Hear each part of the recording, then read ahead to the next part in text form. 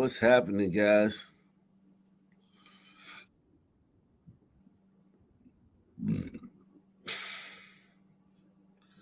What's happening, guys?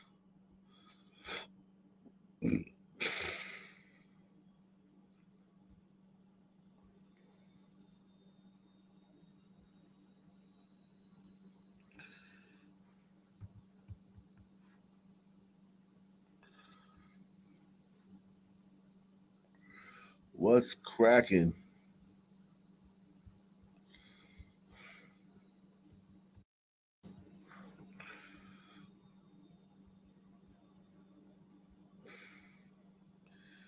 Got a great show for you guys.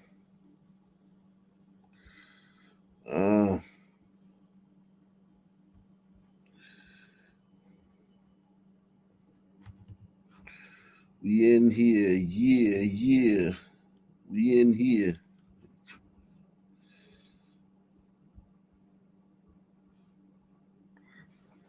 All that hatred is not good. Hatred is not good.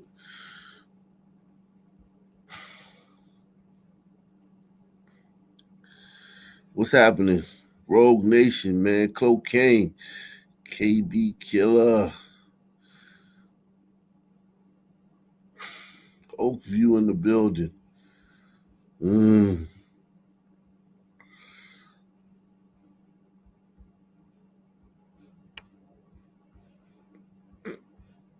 Yeah, man.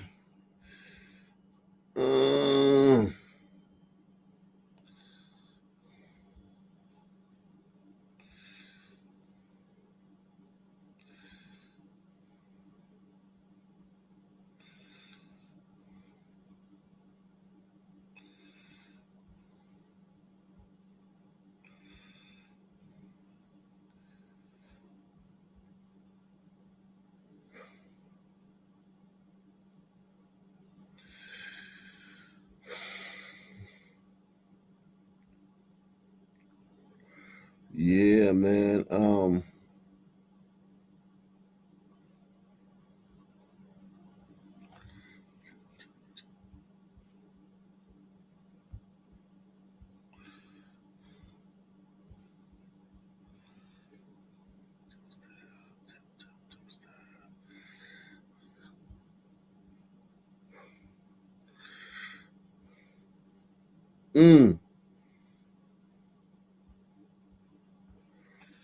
Chopper style, chopper style.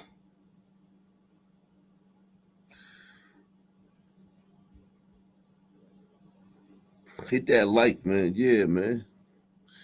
Hit that like, man. What, you stupid or something? Hit that like, man.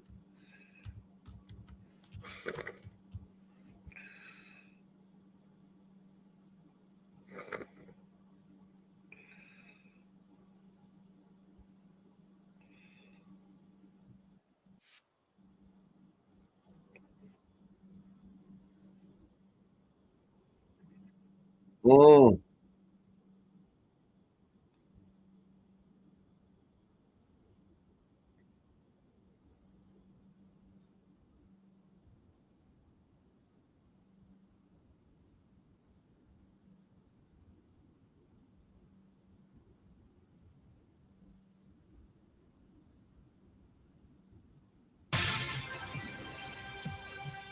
The U.S. Marshal Service has joined the search for the suspect accused of gunning down a 17-year-old inside a mall in Howard County.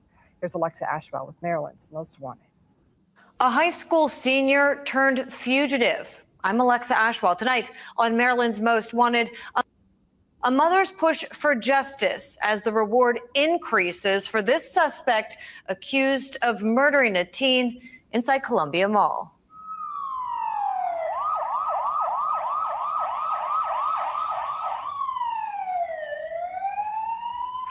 I heard one shot fired. He was on the ground, he's bleeding because the guy wasn't moving.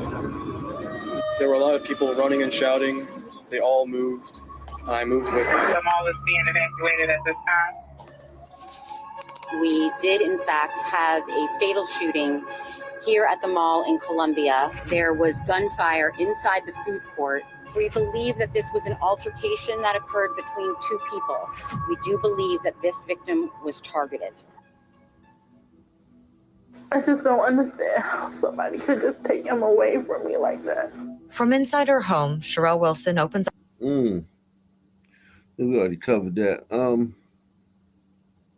Joining us now, New York City public advocate Shumani. We already covered that. Let's see what's up with Eric Adams, man.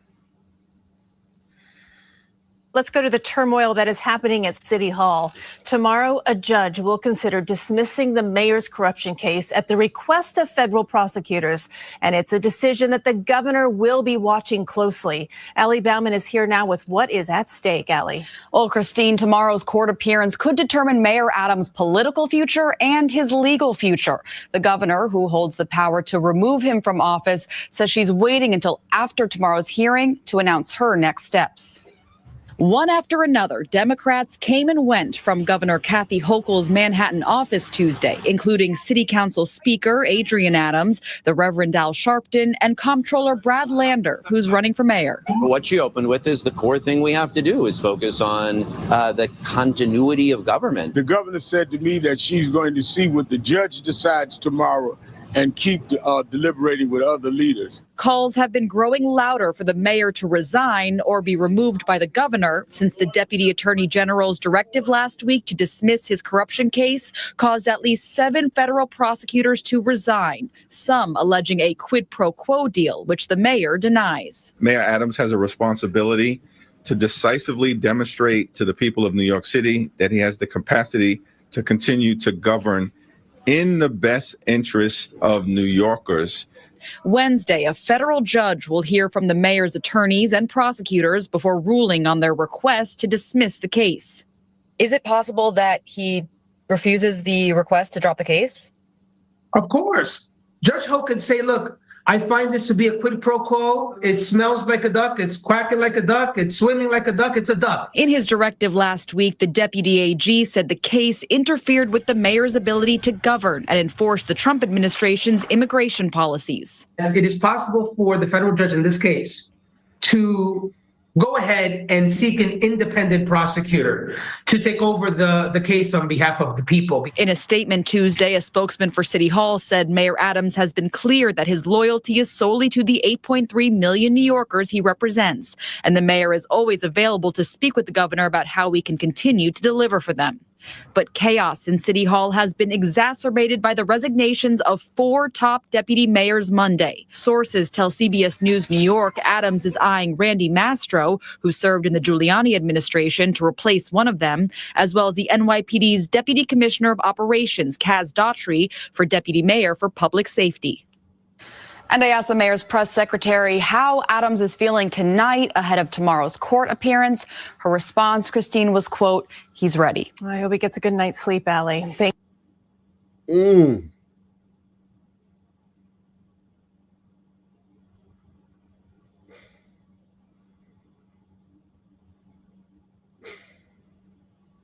The biggest U.S. city tonight in something of a quagmire. Tomorrow, a federal judge holds court to figure out whether to do a criminal trial for New York Mayor Adams. President Trump's Justice Department tried to drop the case, but protests by federal attorneys has, for now, stopped that. And Governor Hochul today, meeting with local figures to discuss the mayor's future. So what happens now to all this? Sonia Racon is here with the very latest. Sonia. Bill, some of the key leaders the governor met with today are the very same people who would serve on a committee that could remove the mayor if the governor does not and if he doesn't resign. But all involved are waiting to see what happens after that federal court hearing tomorrow in response to the Justice Department's request that caused the uproar leading to mass resignations of federal prosecutors and deputy mayors. While the calls for Governor Hochul to remove Mayor Adams grow louder, the governor quietly considers the options. At her Manhattan office today, Hochul met with Council Speaker Adrian Adams, who declined to discuss what was said, with Queens Borough President Donovan Richards via video call, who called it a clear-eyed and frank discussion, and with Comptroller Brad Lander, who, despite running in the mayoral primary, can, as comptroller, convene the Mayoral Inability Committee setting up a different process to remove the mayor. We acknowledge both of them are relatively untested processes with a lot of questions around them. That committee of 5 would include Lander, Speaker Adams, Richards because he's the most senior of the 5 borough presidents, plus a deputy mayor to be determined, and the city's corporation counsel, Muriel Good-Trufant. 4 out of 5 would have to vote to remove the mayor. The inability committee, everybody kicks in after we see what the judge says. The first thing is he still under indictment? The governor also met with Reverend Al Sharpton, who says he's not recommending anything until a judge decides whether to drop Adams's bribery charges, as requested by the... How the fuck does Al Sharpton have this power? He's not an elected official. He's corrupt to the core. All of his big cases have been hoaxes. How does he have the power to weigh in on this? This city is a dumpster fire. Until a judge decides whether to drop Adams's bribery charges, as requested by the Trump Department of Justice. The judge hears arguments tomorrow. The court case and what happens coming out of it is obviously one factor. The way that Emil Bova and the Justice Department did this created a sword of Damocles that is, if it goes through as they've asked for, turns the mayor into an agent of Donald Trump. Adams continues to deny any quid pro quo, but his meetings with Trump border czar Tom Homan and agreement to allow federal agents to detain undocumented suspects in crimes has sparked fear and concern that it could lead to deportations of other undocumented New Yorkers in this sanctuary city. I'm very concerned that Mr. Holman came in here and acted like he could make Adams do what he wants, so he'd be up his butt. I can't believe someone would say that on national television. I'm very concerned. Now, Lander says another factor weighing into whether he'll convene the inability committee is whether the mayor can come up with a contingency plan. That means demonstrating how he'll keep the city functioning as 4 seasoned deputy mayors with all kinds of responsibilities depart next month. Live in the newsroom, Sonia Rincon, Channel 7 Eyewitness News.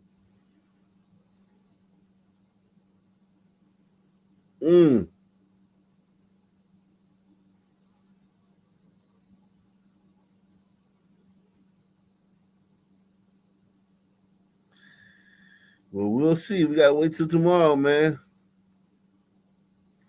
Talk about a mystery. The shop owner of a bird store, the victim of 2 different crimes in just a matter of weeks at her shop in Saddlebrook, New Jersey. Last night was the second time, and this time it was with a crossbow.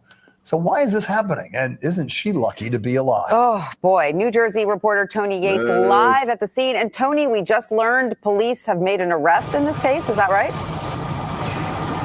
Absolutely. A very good update in this case. According to the Bergen County Prosecutor's Office, 53-year-old Raymond C. Carey of Hasbrook Heights has been arrested in this crime. He is now charged with attempted murder. This is security video from Marlene's Pet Grooming, and this is just before 6 Monday evening. You see a man get out of a sedan. He's carrying a bag. He walks into Birds by Joe 2, and then moments later, the bird shop's owner, Katerina, and the man come running out. He jumps into his car and leaves. She appears to be asking someone in an SUV for help. Then she rushes into the bike shop for help. Katerina had walked in, ran in screaming, "Help me." I jumped up from around the corner, looked down the aisle, blood coming from her mouth, and she had something in her hands. So I met her halfway, and she proceeds to hand me a crossbow.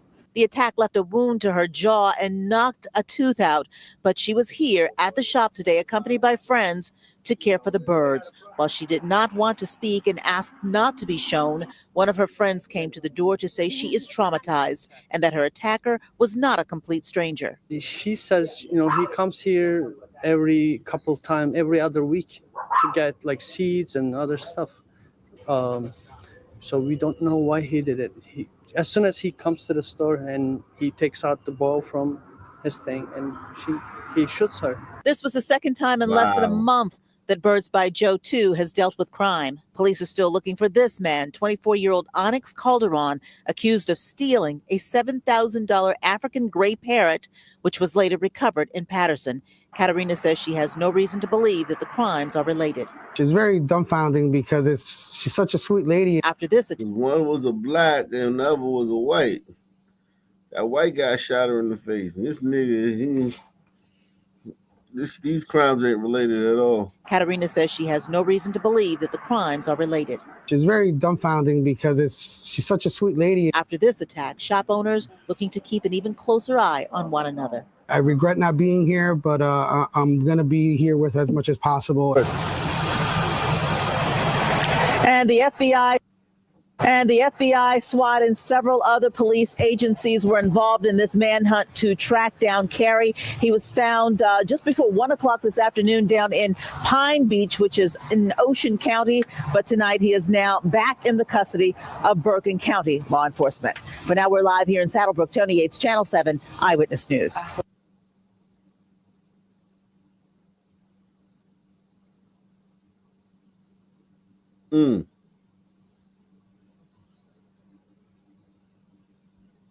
Chan, we begin with breaking news out of Bayside, Queens, where police say a man died after being shot by officers right in front of a police precinct. And the NYPD just wrapped up a news conference. Our Eileen Palmer live there at the 111th precinct with new details for us tonight. Eileen. Well, Corey and Shirley, you can see this is still a very active crime scene here. And here's what we know so far. Police say a 79-year-old man parked his car here in front of the precinct around 6:40 this evening, and then with a loaded handgun walked into the precinct. Cops say he refused to drop that loaded gun, and 4 officers opened fire. I'm going to step out of the way here so you can see what is in front of the precinct now. There are at least 10 evidence markers here on the ground. That's because police say this all happened in the vestibule, and those shots were actually fired from inside the precinct out by those 4 officers. Now, we did speak with people in the... So 79-year-old man brought it to he brought that funk. He set it on the police station and got his ass whacked.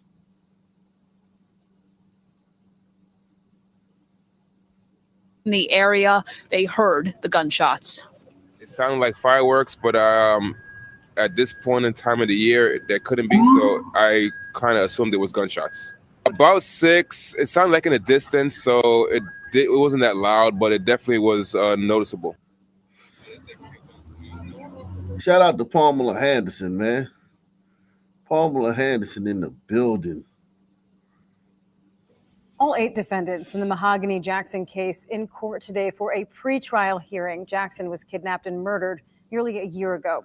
Our WVTM 13's Aaron Llewellyn was in court today and has been following this story closely for us. Aaron, you're joining us here in studio. What's the latest?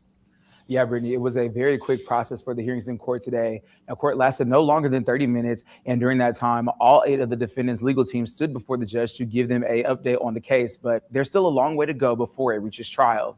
Now, the judge asked if the state was ready to offer the defendants plea deals, but it declined. That's because it's seeking the death penalty. The state says it handed over all the evidence it has to the defendants' legal teams. And one of the defense attorneys said it was more evidence than he's seen on any other case. That's because a lot of what happened almost a year ago when Mahogany Jackson was kidnapped and killed was caught on camera. And today, Jackson's family was in the court, and Jefferson County District Attorney Danny Carr says there's a long way to go before the process is over, but he hopes they stay encouraged. Every time we have these hearings, obviously every time they walk through the door, it's pulling the scab off the wound, so to speak. And, I feel for the family. It's a lot to go through. The one thing we told them that this is a marathon and not a sprint. And, just be patient with the process, be consistent with it, stay prayed up, and hopefully we get the results that we think that Mahogany and their family deserves. So the question is, what are the next steps? Well, motions for the case are due to the judge by April 14th, and the state says it isn't looking to try all the defendants together. That's because the details of what happened that night almost a year ago make it difficult to do that. Then on April 28th, there will be a motion hearing, and the judge could set a trial date then.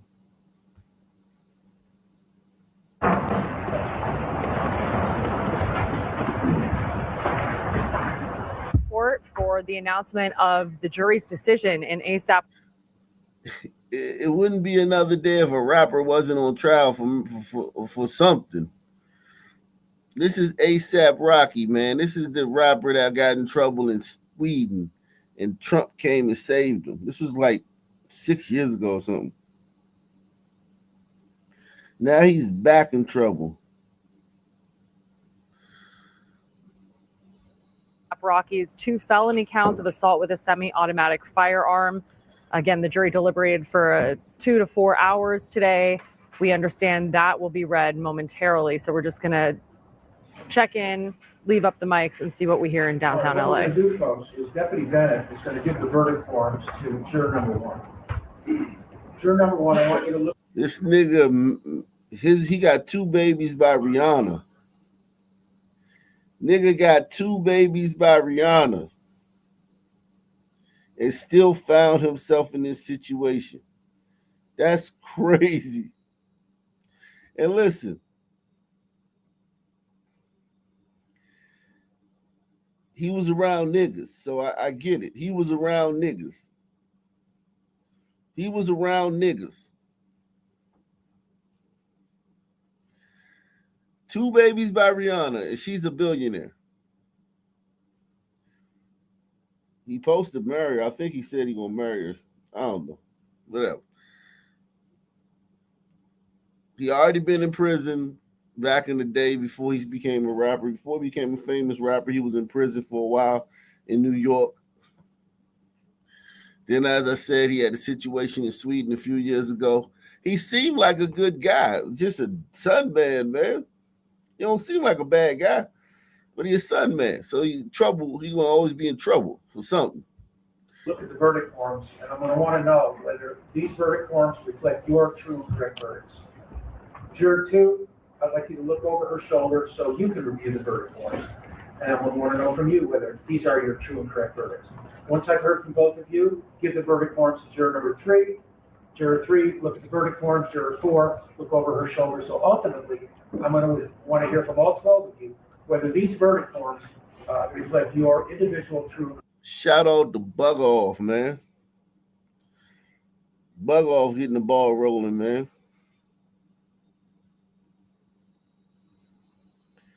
Shout out to Bug Off getting the ball rolling, man.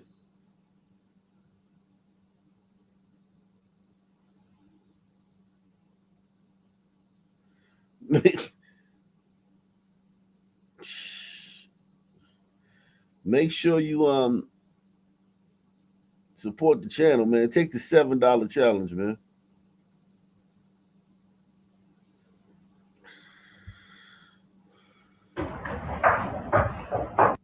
They gave him a plea. I think he could have did 16 months or something like that, 24 months in prison in LA, California, where he lives. He decided to take it to trial, man. And of course, trial is going. He's facing 24 years. Facing 24 years.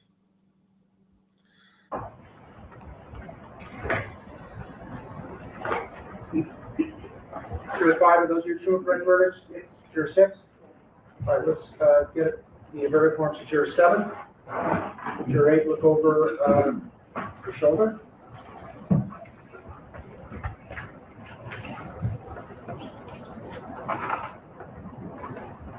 That nigga ain't got no hang time on his braids. I remember when braids was popular. I used to have braids and shit. That nigga ain't got no hang time. You heard me? None. Juror number 7, those are your true and correct verdicts? Juror 7? Yes. Juror 8? Yes. 9 and 10?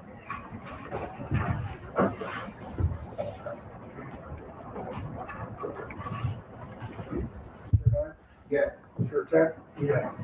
11 and 12.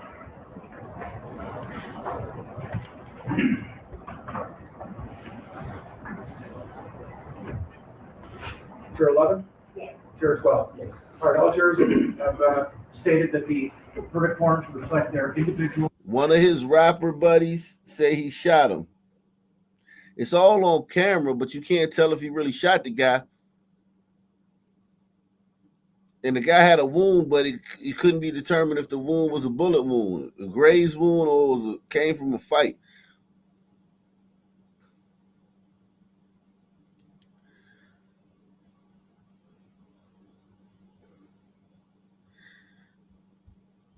True, correct verdict. Alex, read this. Yes, Your Honor.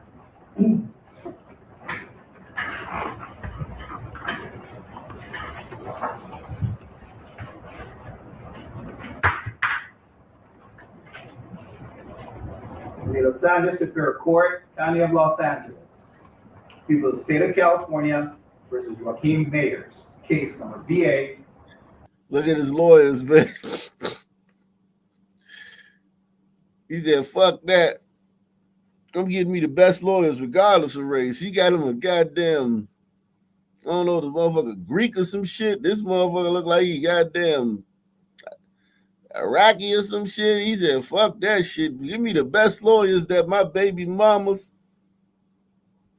Give me the best lawyers that my baby mama's money can buy. I want the best lawyer my baby mother's money can buy. Shit. Ain't nothing wrong with that, man. I ain't gonna lie to you.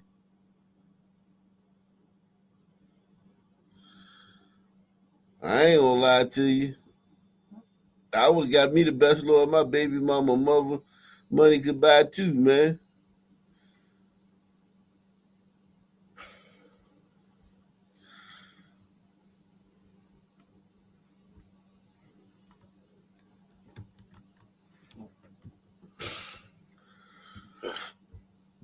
That ain't no fun though, being on trial.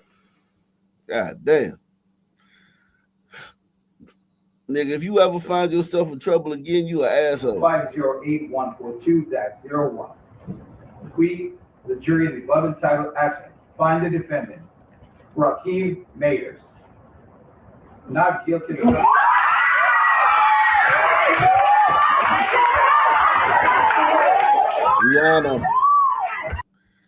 Rihanna. How the fuck Rihanna got a baby mama of a fucking ex-gang member and shit, man? Beyonce, the baby mother of a goddamn ex-drug dealer. Rihanna, the baby mother of an ex-gang member. Who's the other big time one? Oh yeah, Nicki Minaj. She the baby mother of a gang member. I think he's still a gang member.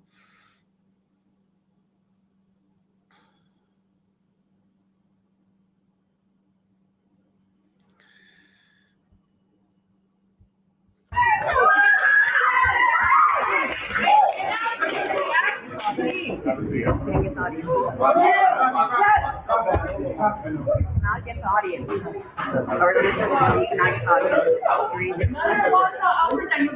Hold down. Verdict has to be run up.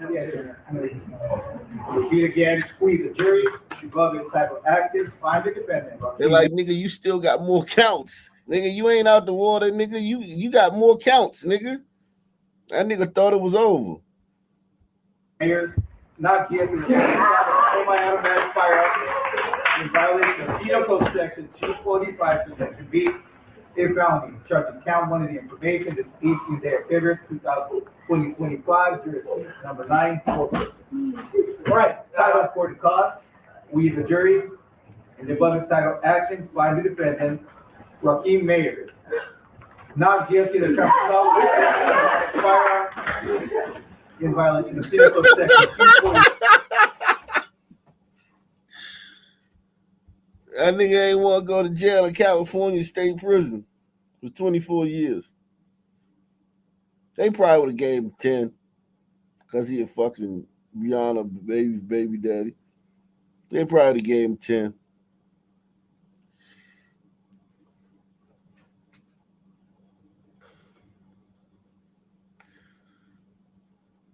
Riri was in the crowd. That's who he went to hug. Classes and B, a felony of charging count 2 of the information this 18th day of February 2025.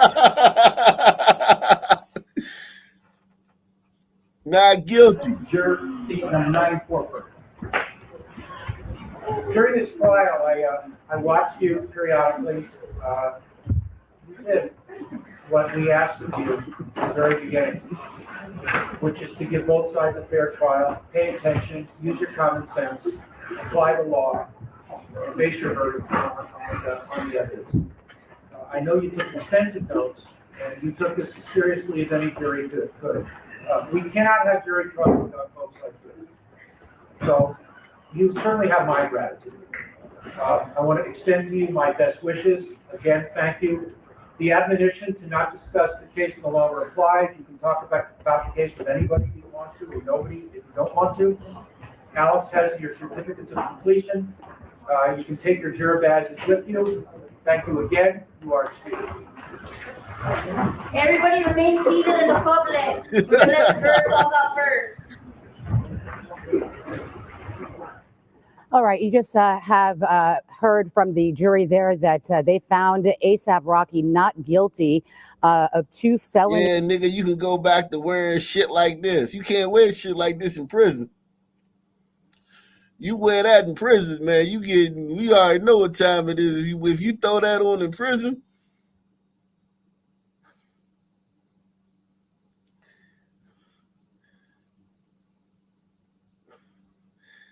look at this lifestyle, man, on the red carpet, man, and whatever gala, whatever function this is. Nigga, you was almost in prison fucking with niggas. You almost went to prison fucking with niggas.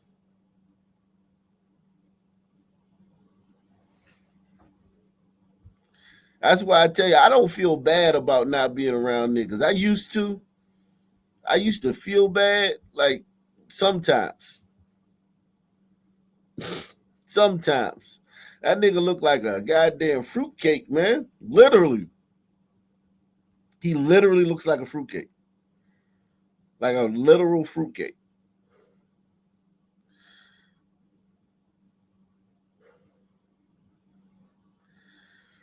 He said he got that soft face. The fuck did that mean? You crazy, man.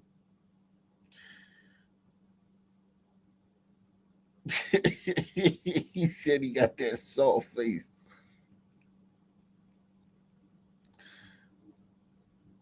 Yeah, man. That nigga got a quilt. Think about this the life you live. Look how soft it's like. They done got a fucking, they probably took a helicopter or a plane, the private jet here, took a limousine from the private jet. Because Rihanna move a certain way, man. Rihanna, international superstar. She move a certain way, man.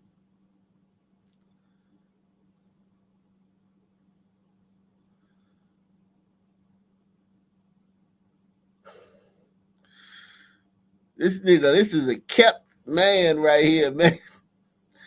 It's a kept nigga, man. He's a kept nigga.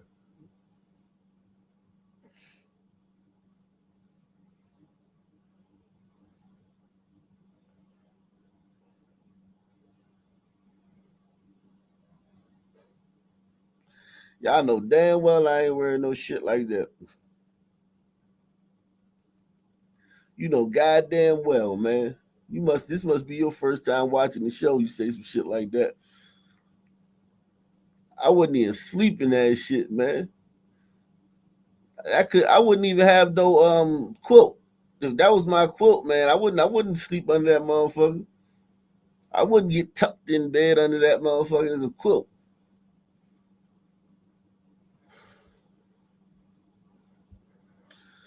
Shout out to Big Larry in the building.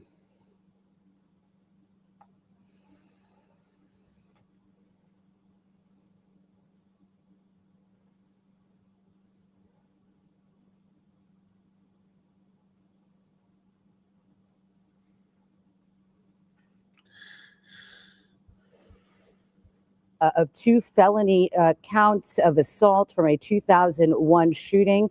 And again, this is breaking news. A verdict reached in the assault trial involving ASAP Rocky, not guilty. And of course,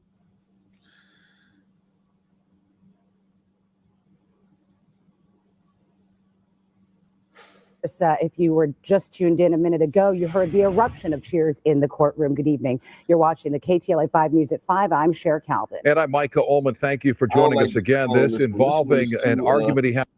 What was it like seeing Rocky's raw emotion as he tripped over, fell over Rihanna? What was that like? I didn't realize how athletic he was. He, in a single leap, went over the jury box. But I mean, the spectator row. Look, that was raw emotion. That was happiness. You know, there was a moment where, before we heard the words from the clerk, you know, he didn't know if he was going to be spending the next 2 decades in jail or going home. And so when you hear those words, obviously, you know, I know how he was feeling. We've been in communication the last few hours. And it's a lot on the line. He has 2 little children. He's got a beautiful wife. He's got a family. And so that was raw emotion. You guys got to see that. And, you know, it was, even for us, I mean, it was insane. So it was just very, very satisfying. When you and I spoke earlier, you said there was a lot on the line, you know, when it comes to this verdict. Now that everything's over with, what's next for ASAP? What's next for the whole family now that they can get past this? Well, they promised that third kid would be named ASAP Joe. So that's as far as I know. You know, what's next is they're going to move on. I mean, they have a lot of great things professionally to do.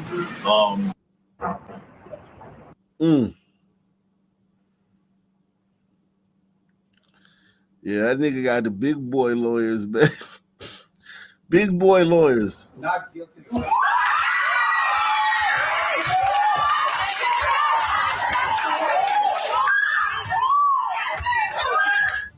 ASAP Rocky made a grand gesture after he was found not guilty on 2 felony counts of assault with a semi-automatic firearm on February 18.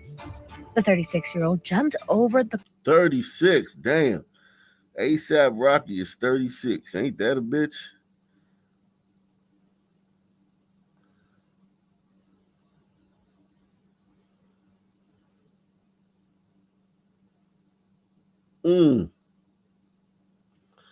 Oh, yeah, there was a shooting at a Walmart today, man. And we continue to follow breaking news from Raleigh, where police are sharing new details after a shooting at the Walmart. WRG's Brian Didlake is live along Austin P with the very latest. Brian, what do you know? Greg, Stephanie, we got an update from Memphis police within the past 30 minutes, and that's where we found out that this shooting started as a disagreement between 2 men who were known to one another. I want to get out the way real quick so we can see a bit more of the scene. Investigators say that this shooting happened towards the automotive section of this Walmart off of Austin P Highway. Witness after shots were fired captured the moment one of the men was detained. Take a look.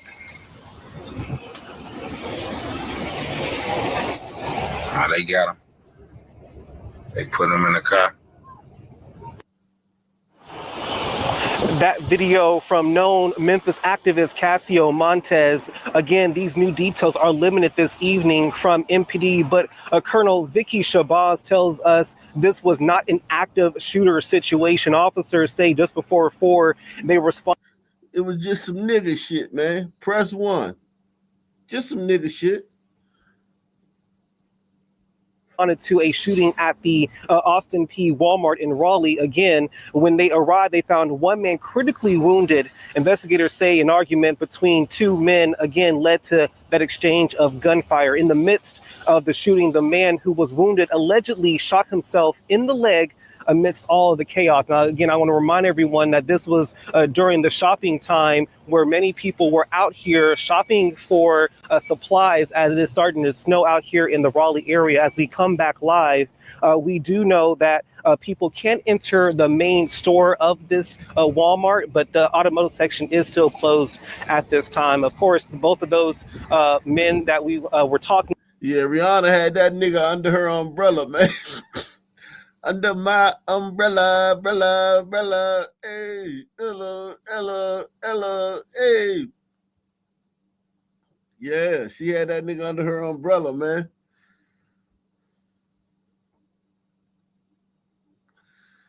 I want to show y'all something, man. Make sure you hit the like button. Take the $7 challenge. Support the channel. $7 challenge. Support the channel. Let's see if we can get some people to take the $7 challenge, man. This right here is some bullshit, man. You know, I ain't for all this government, efficiency stuff like that, because, I'm a son man, man. I've been cheating on my taxes for fucking years, man. Every son person I know been cheated on their taxes before, man. We don't want all this government shit. Don't get me wrong. I don't want them to go through every aspect of the government with a fine-tooth comb. Some men been getting PPL loans and shit and fraudulent PPL loans. Some men been cheating on their taxes, claiming other people's kids and shit. Taking all type of deductions and shit. Taking all type of hardships on their 401k and shit. Some men don't really want this. I'm not sitting here acting like, oh yeah, go through everything with a fine-tooth comb. No. But this is crazy, man. Elon says, according to the Social Security database, these are the numbers of people in each age bucket with the death field set to false. Maybe Twilight is real, and there are a lot of vampires collecting Social Security.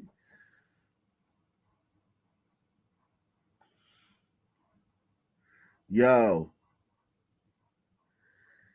There's no way in God's green earth that there's one person in this country. There's no way in this God's green earth that there's one person in this country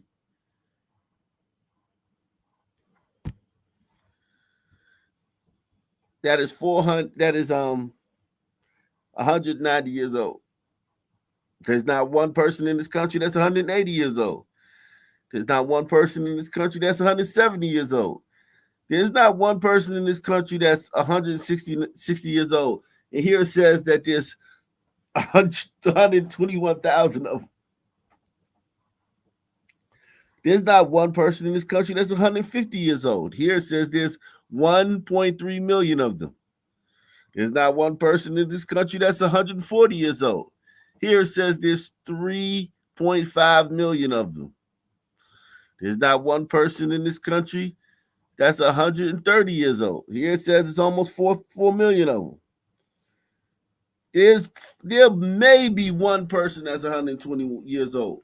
Maybe one in this whole country. And this one it says it's 3.5 million of them. There may be 100 people that are 110 years old in this country. Maybe 50 to 100 people that are 110 years old in this country. And that might be a little on the high side. It says it's 3.6 million of them. There may be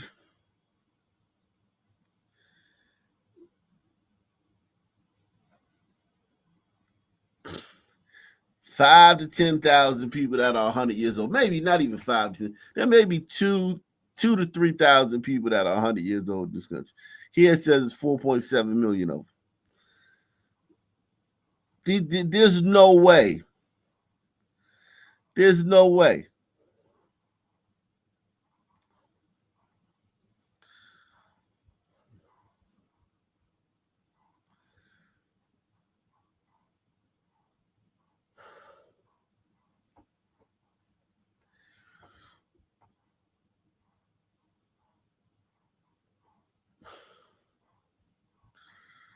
There's no way that this is impossible. So yeah, these people collecting Social Security.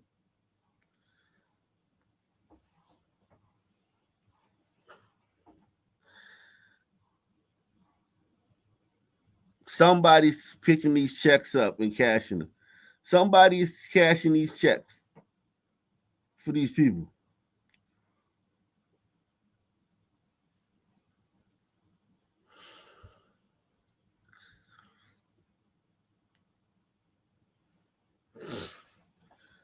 That's the crazy part. Biden is only 80 years old. Look how he moves at 80.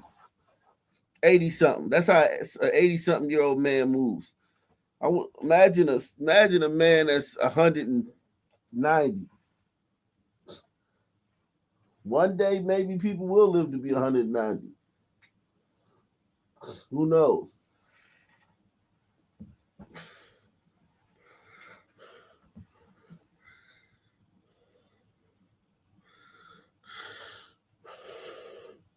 Yeah, Jimmy Carter was 100.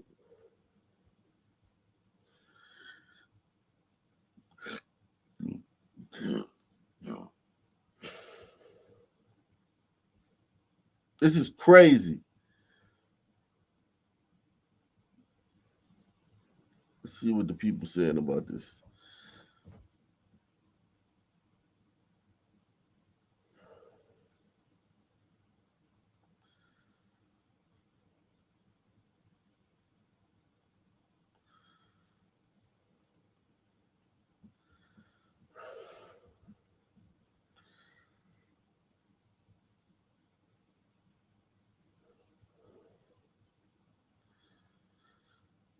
He said, yes, there are far more eligible Social Security numbers than there are citizens in the USA.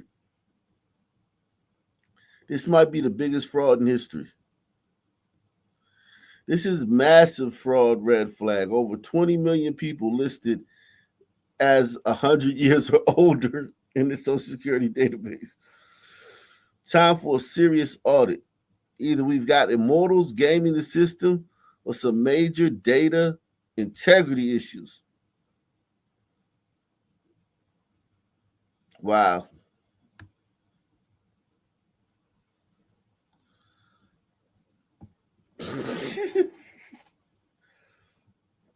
Apparently, there's one person that's 360 years old. That person definitely owned slaves, man. That racist, if they black, they was a slave, and if they white, they own slaves, man. God damn. Imagine being 360 years old. That means you were alive and God damn, you was alive in the 1600s.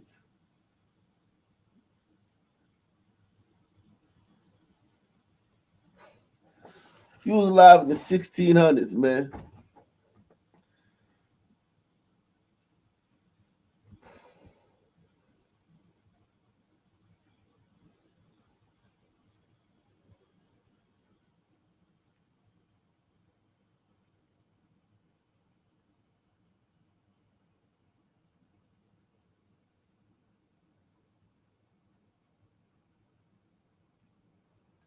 Wow.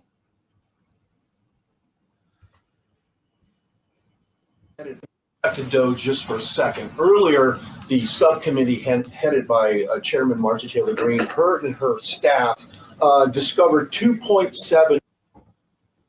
Oh shit.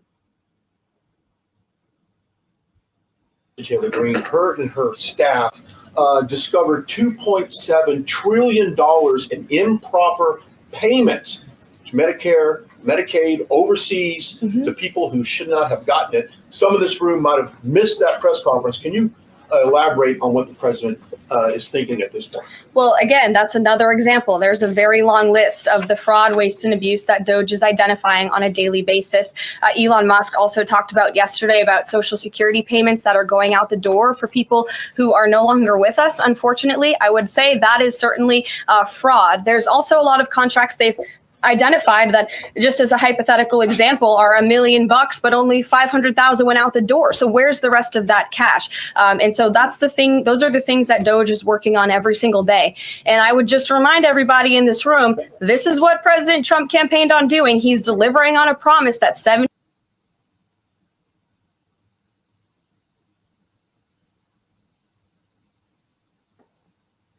Wow. Wow.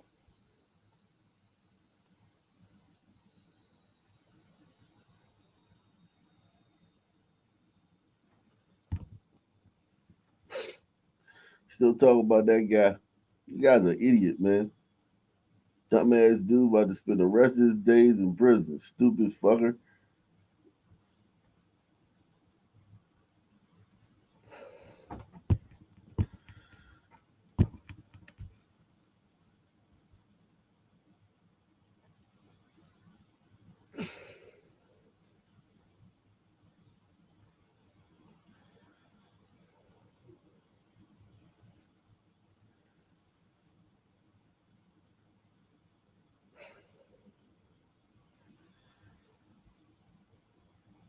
Is it a crime to insult somebody in public? Yes, it is. And it's a crime to insult them online as well? Yes. The fine could be even higher. Yeah. If you insult someone in the internet. Why? Because in internet, it stays there. If we are talking here face to face, you insult me, I insult you, okay, finish. But if you're in the internet, if I insult you or a politician, that sticks around forever. Yeah. The prosecutors explain German law also prohibits the spread of malicious gossip, violent threats, and fake quotes. If somebody posts something that's not true, and then somebody else reposts it or likes it, are they committing a crime? Yeah, in the case of reposting, it is a crime as well, because the reader can't distinguish whether you just invented this or just reposted it. That's the same for us. The punishment for breaking hate speech laws can include jail time for repeat offenders. Is it a crime to insult somebody in public? Yo, that shit is scary, yo. That shit is terrifying, man. They trying to bring that shit over here. They tried to. They tried very hard. I don't know if they still going to. I don't know what they're going to do, man. They talking about some shit with the Jews, man, where you can't say nothing about Jewish people. So,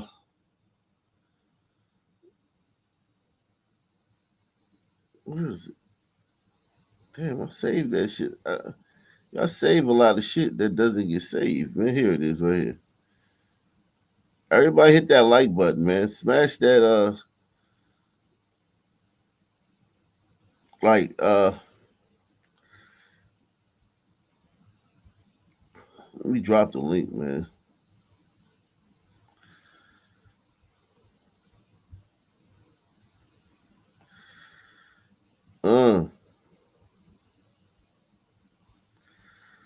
We'll get it cracking, man.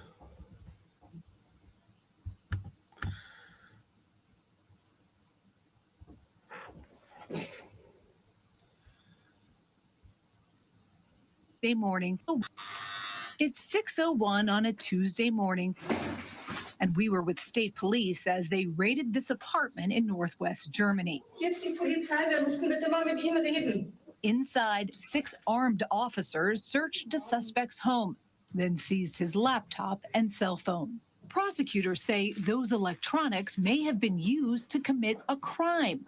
The crime, posting a racist cartoon online. At the exact same time across Germany, more than 50 similar raids played out.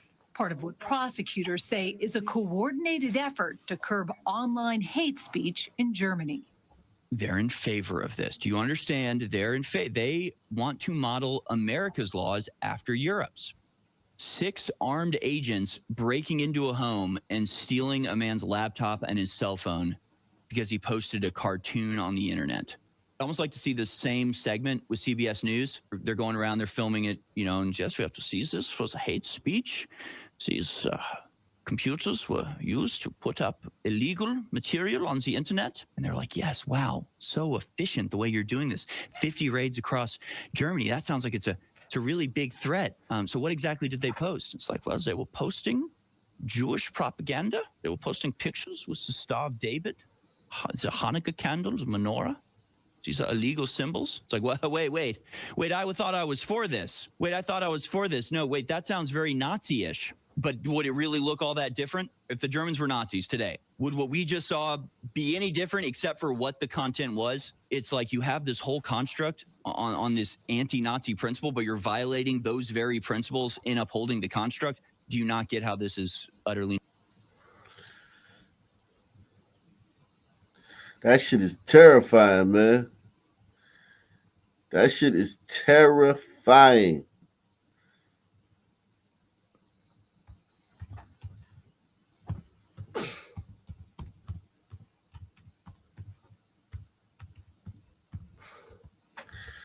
That shit is terrifying.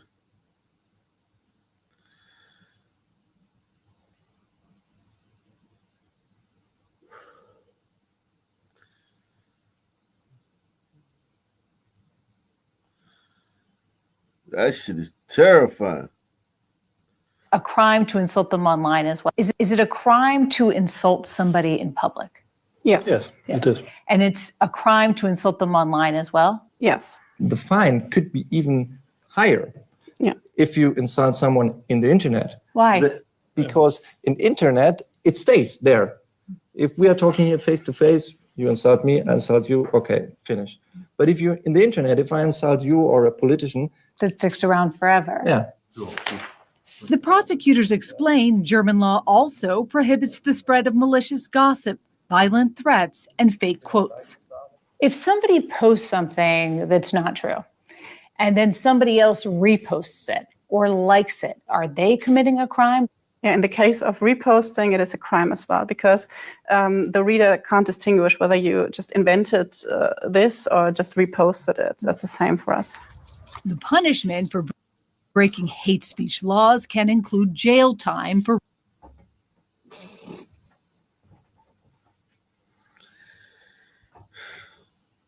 Yikes. That's all I can say about that is yikes. Had censored the Nazi. If Germany had only had anti-hate speech laws and had censored the Nazi speech, Hitler would not have risen to power. The Holocaust would not have happened. Some experts refer to that theory as the Weimar fallacy, referring to the Weimar Republic from 1918 to 1933. And the word fallacy, because it is in fact not true that there was free speech for hate speech, including Nazi speech, during the Weimar Republic.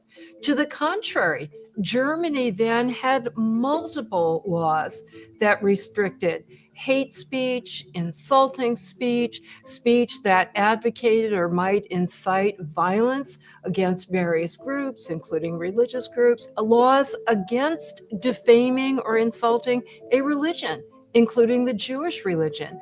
And all of those laws were very strictly enforced, including by the leading Jewish organization at the time. There was a very large organization, I think it's quite similar in concept to the Anti-Defamation League in the United States, that had offices all over Germany and made sure that all of these laws were regularly enforced through both criminal prosecution and civil lawsuits. And many of the leading Nazis were repeatedly prosecuted and convicted and even served prison times. There were court orders suppressing the publication of various Nazi newspapers. Pamphlets that were anti-Semitic were punished and were suppressed.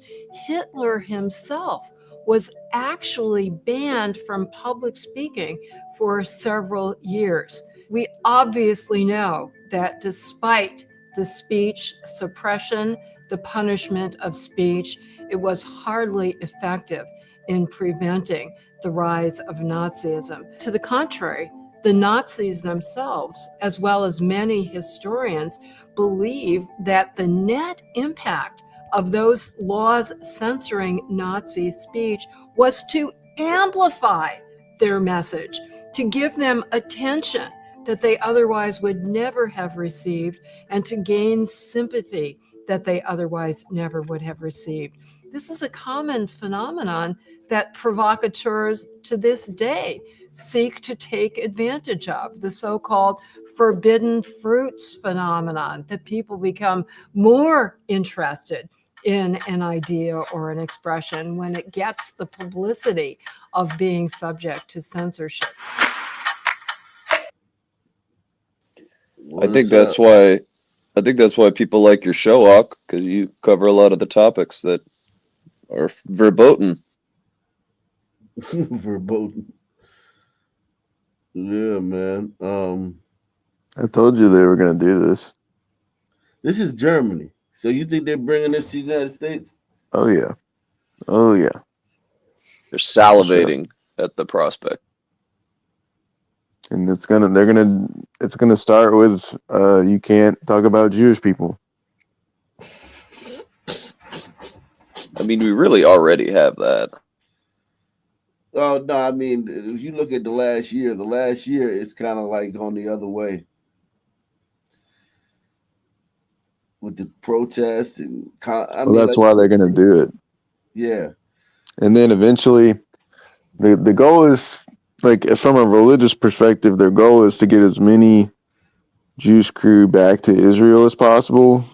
And then the rest of the world is supposed to have a third world war. And then Israel will be like America after the Second World War and will rise as a global economic powerhouse. That's the plan. How many cases are you working on at any time? In our unit, we have about 3,500 cases per year.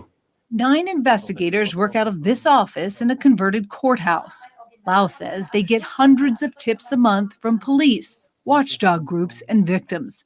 You must see a lot of crazy stuff. Yes. The worst of the internet is wrapped in red case folders, stuffed with printouts of online slurs, threats, and hate.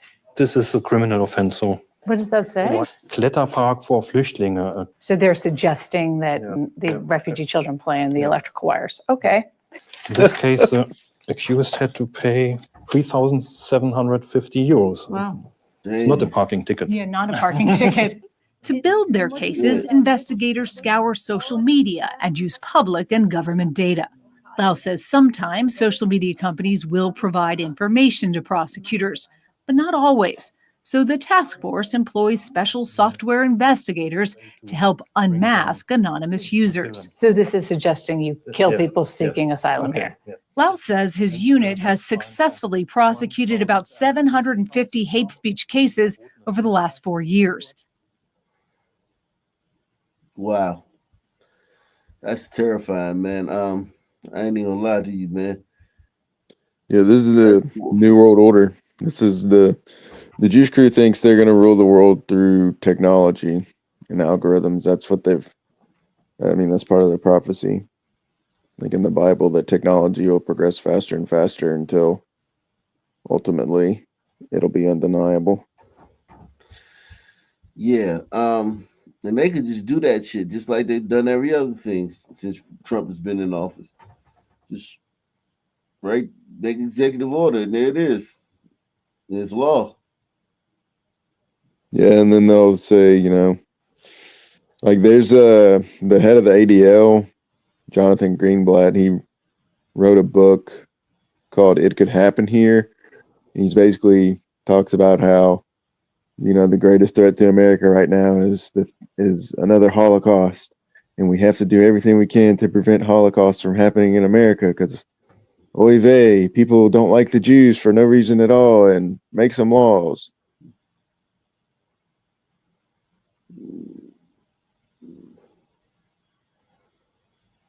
You gotta.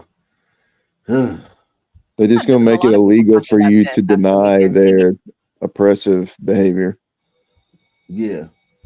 This one, a lot of people talking about this after the weekend. CBS News anchor Margaret Brennan facing controversy this morning over how she characterized Vice President J.D. Vance's rebuke of European leaders for cracking down on free speech in remarks at the Munich Security Conference. The threat that I worry the most about vis-a-vis Europe is not Russia, it's not China, it's not any other external actor. And what I worry about is the threat from within. In Britain and across Europe, free speech, I fear, is in retreat. But Brennan putting the Vice President's comments in Germany this way in an interview with Secretary of State Marco Rubio. Well, he was standing in a country where free speech was weaponized to conduct a genocide. And he met with the head of a political party that has far-right views. I have to disagree with you. Free speech was not used to conduct a genocide. The genocide was conducted by an authoritarian Nazi regime. I want to now bring in News Nation media And it contributor wasn't Steve real. Krakauer, executive producer of the Megyn Kelly Show over on SiriusXM. Steve, Secretary Rubio pointed out that there was no free speech in Nazi Germany. What did you make of her comments and this exchange as a whole? Yeah, Mark, I'm very rarely shocked these days when I'm watching what's going on over on let's say, crusty old legacy media like CBS is. They're not alone in that, but in that realm, this was incomprehensible. I mean, the best case scenario is she misspoke. I suppose you could say speech was weaponized in a sense of like propaganda. But obviously that changes the point entirely. So instead, if you have to really like lean into what she said, the idea that free speech would be weaponized to conduct the Holocaust, to conduct a genocide, is, in my opinion, I think what we're seeing from certain forces within the media, that they believe in censorship. These are essentially anti-speech activists that believe that is more we can cede the ground in our own country in 2025 about the dangers of certain kinds of speech, then that's going to essentially help, I guess, the gatekeepers, the establishment, the elite retain power. Some sort of shot at Trump, some sort of shot at Elon Musk. It's completely bizarre and really outrageous. I honestly, I'm like checking as we're going to air to make sure that CBS has not released at least a clarification, if not an outright apology. Yeah, I was going to ask, or anything from her, any rumblings about the show moving forward, any sort of repercussions or on-air apology? I would say at the bare minimum, they need to issue some sort of clarification of what's going on here. But listen, this is a network that last night on 60 Minutes, their marquee program, was talking about essentially a positive profile of the censorship efforts that are going on right now in Germany, about the way that people are cracking down on speech on social media platforms that they view as dangerous, as hate speech. You know, hate speech hate speech is just like a term like weaponized. That should be a red flag for all Americans that says these people want to crack down on words you're saying. That is all that's going on there. And so I find it actually really alarming. And I think it's only as we get this conversation a little bit meta, having a conversation about this on a cable news network like News Nation is really important, because that shows that this is not across the board in the quote unquote media. We need to be very clear about what we're saying.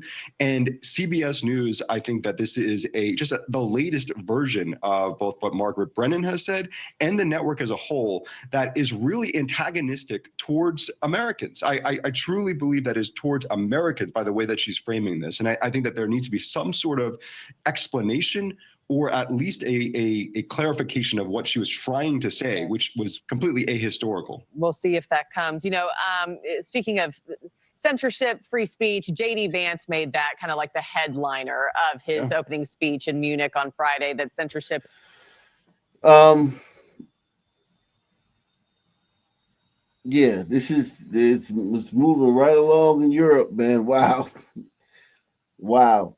After suit, I'm telling you, you're not gonna be able to say nothing about Muslims either. No, Muslims are the foot soldiers of the Jewish crew in Europe. They're like the sons of America. Morning. Just on that point, our Prime Minister yesterday met with British Muslims in Downing Street. Obviously, they're not really disclosing what was discussed, but it was just like representatives of desert demons. So yeah, just kind of to support your point. It's those two groups that are trying to really move it along in the UK. That sucks. Yeah, the Jewish crew wants the Christian West and the Islamic world to kill each other off.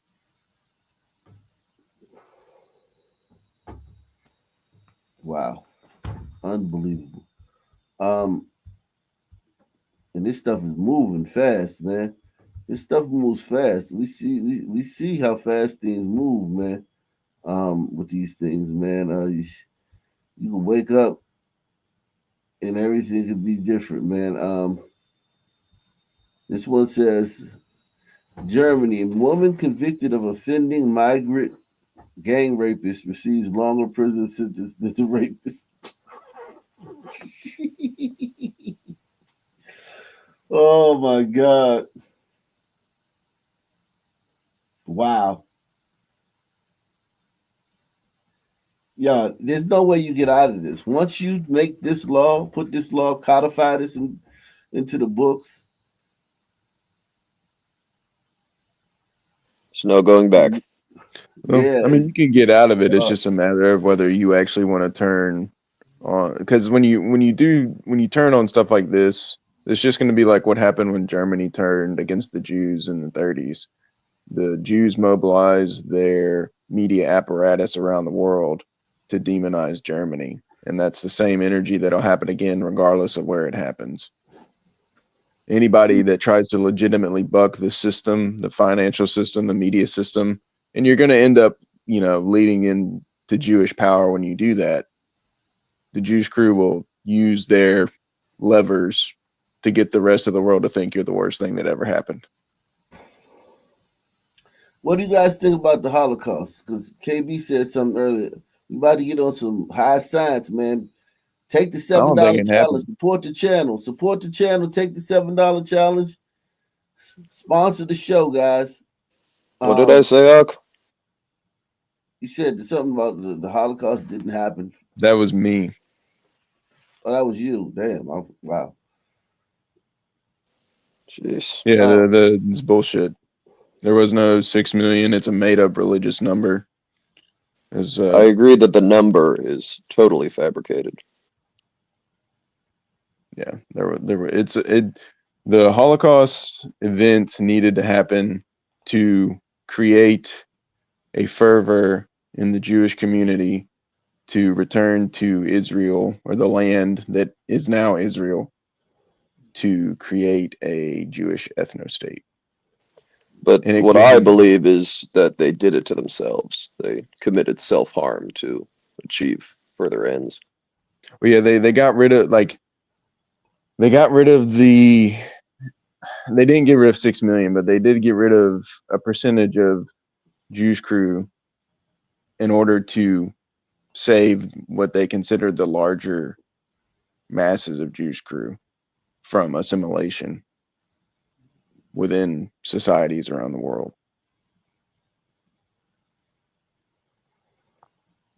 Or was it just There's some biblical text about 1/3, 2/3 offering, burnt offering. I can't remember the verse, where something like 1/3 of the flock will be lost in a burnt offering and 2/3 will return to the land of Israel, or some shit like that. These people are insane. They're fucking insane. Yeah, it's terrifying. I just don't understand why I'm meant to care about that atrocity kind of more than other atrocities across the world. Yeah, I think that's something people couldn't relate to at that point. Yeah. Because it's just a power move. No, of course. But what did we speak about the other day?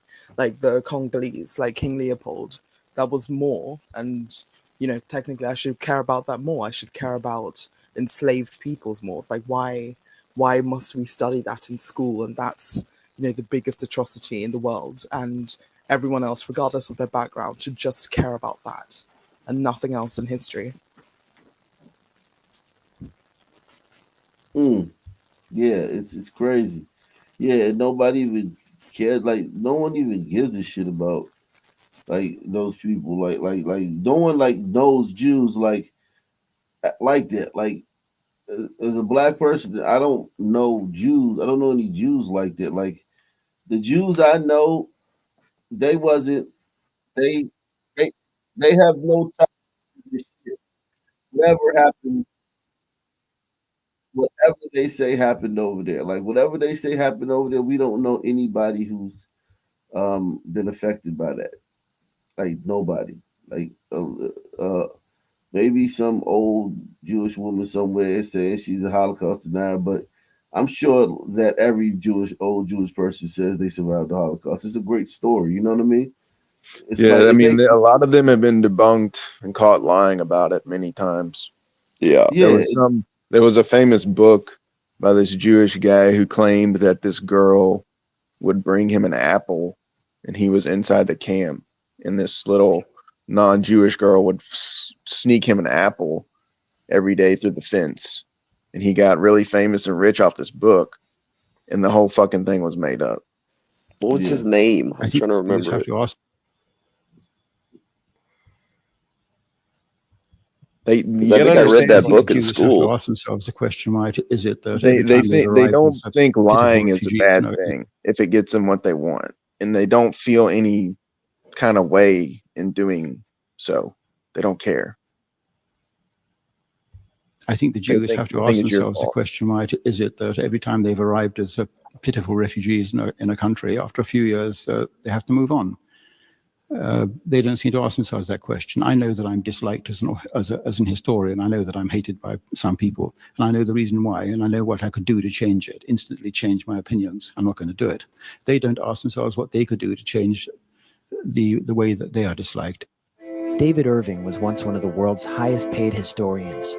His books defending the Nazis and attacking established accounts of the Holocaust have sold thousands of copies and earned him a small fortune.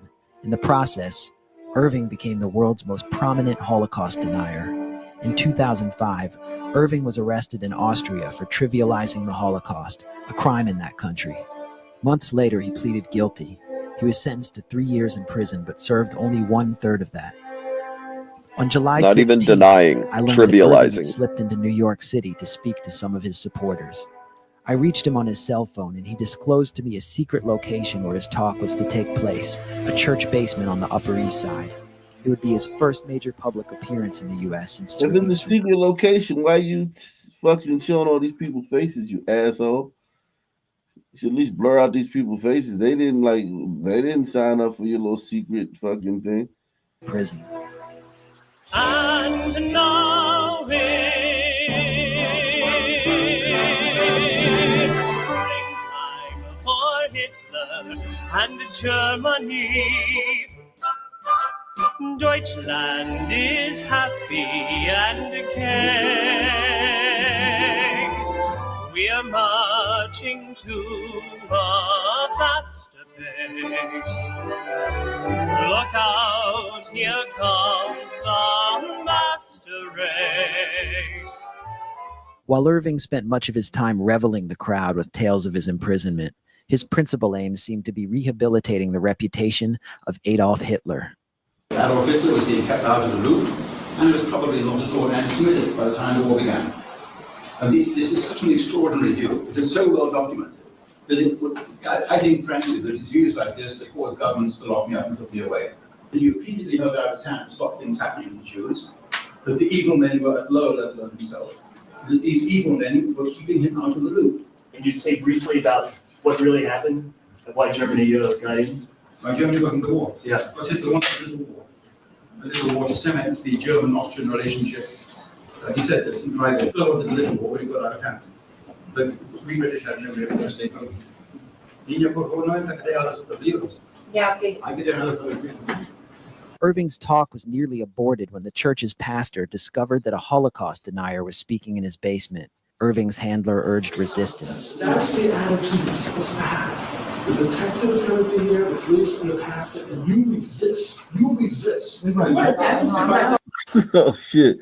Salute to Herman, man. Herman says the Jays love chaos. Shout out to Herman, man. Salute to Deluxe 247, aka Kyrie, aka the real MVP, coming through once again. Yeah, man. Go ahead. What you about to say? I can share a couple clips in the back I'll find that are pretty good. Okay. Max, someone made a reservation to have a discussion of a book.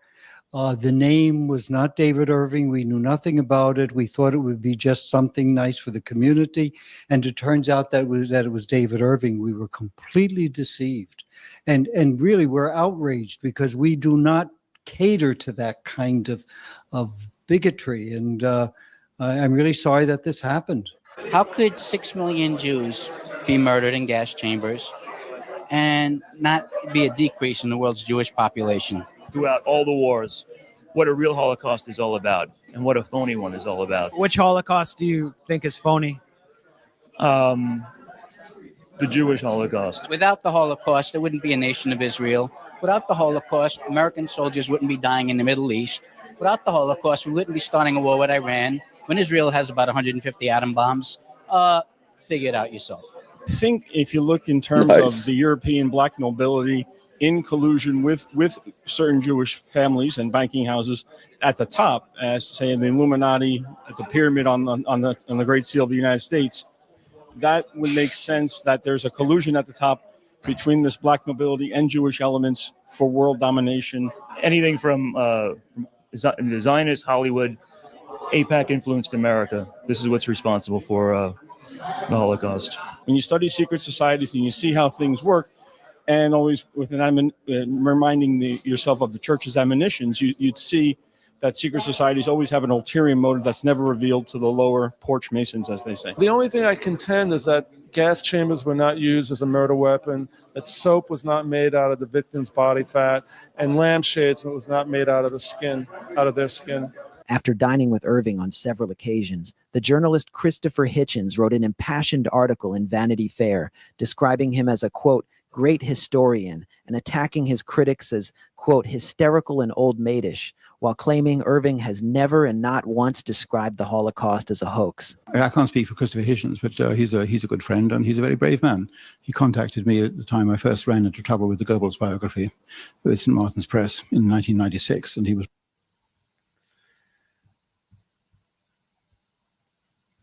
So,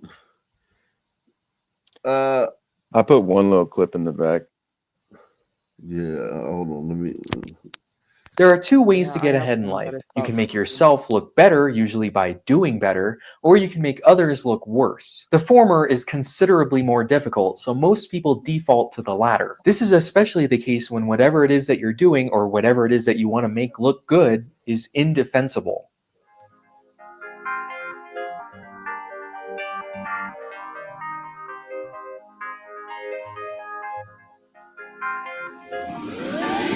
Few people will outright deny that the Holocaust happened. There are those people, but they're easily debunked and dismissed, so they're not the ones I want to talk about. I want to talk about the people who secretly and sometimes openly wish that the Holocaust was more successful. It's usually a pretty hard sell to say something as brazen as the Holocaust was good. Most people are going to slowly back away from you if you say something like that. So you have to switch gears when trying to make your side look better by saying something like, it wasn't that bad. This is the first step in making your ideas more palatable to the average person and to get them to question if maybe things have been exaggerated. Most people are against wholesale genocide. Really? I'm talking about genocide again? It's only been like 2 months. So the apologists have to reframe the deaths as not the main goal, but just a side effect. Here's the Auschwitz wasn't that bad narrative in action. Auschwitz had a nice orchestra. Yeah, Soccer Auschwitz team. they had a pool, they had a gym, they had a symphony orchestra. I mean, there's Mexicans in America that would kill for those living conditions. I mean, come on. Man, their clothes were nice and pest-free. Now, a lot of that is actually true. They did have an orchestra and a soccer team and a swimming pool. But Auschwitz was a massive complex consisting of multiple camps with 3 major ones. One was a concentration camp for political prisoners, one was a factory labor camp, and the one that we all know, Auschwitz II-Birkenau, was the concentration and extermination camp. Guess which one didn't have any of those amenities? But he also threw one in there that you probably didn't catch unless you're in the know. Man, their clothes were nice and pest-free.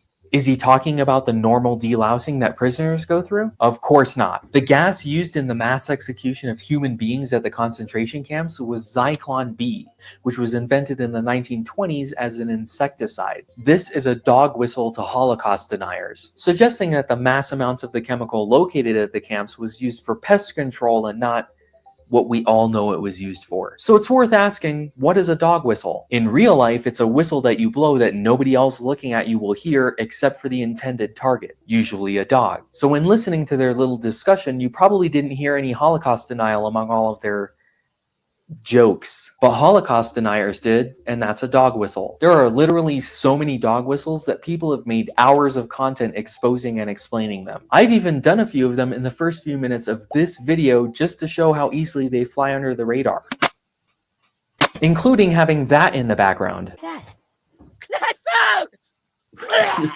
You've likely seen a lot of these if you've spent any amount of time on the internet. Ever seen these seemingly unimportant numbers in someone's username? Like me, you probably Oh, He's man. getting a bit sidetracked here. Yeah. Let me see this video you sent me. Shout out to everybody, man. Everybody hit that like button, man. Smash that like button. Let's see. The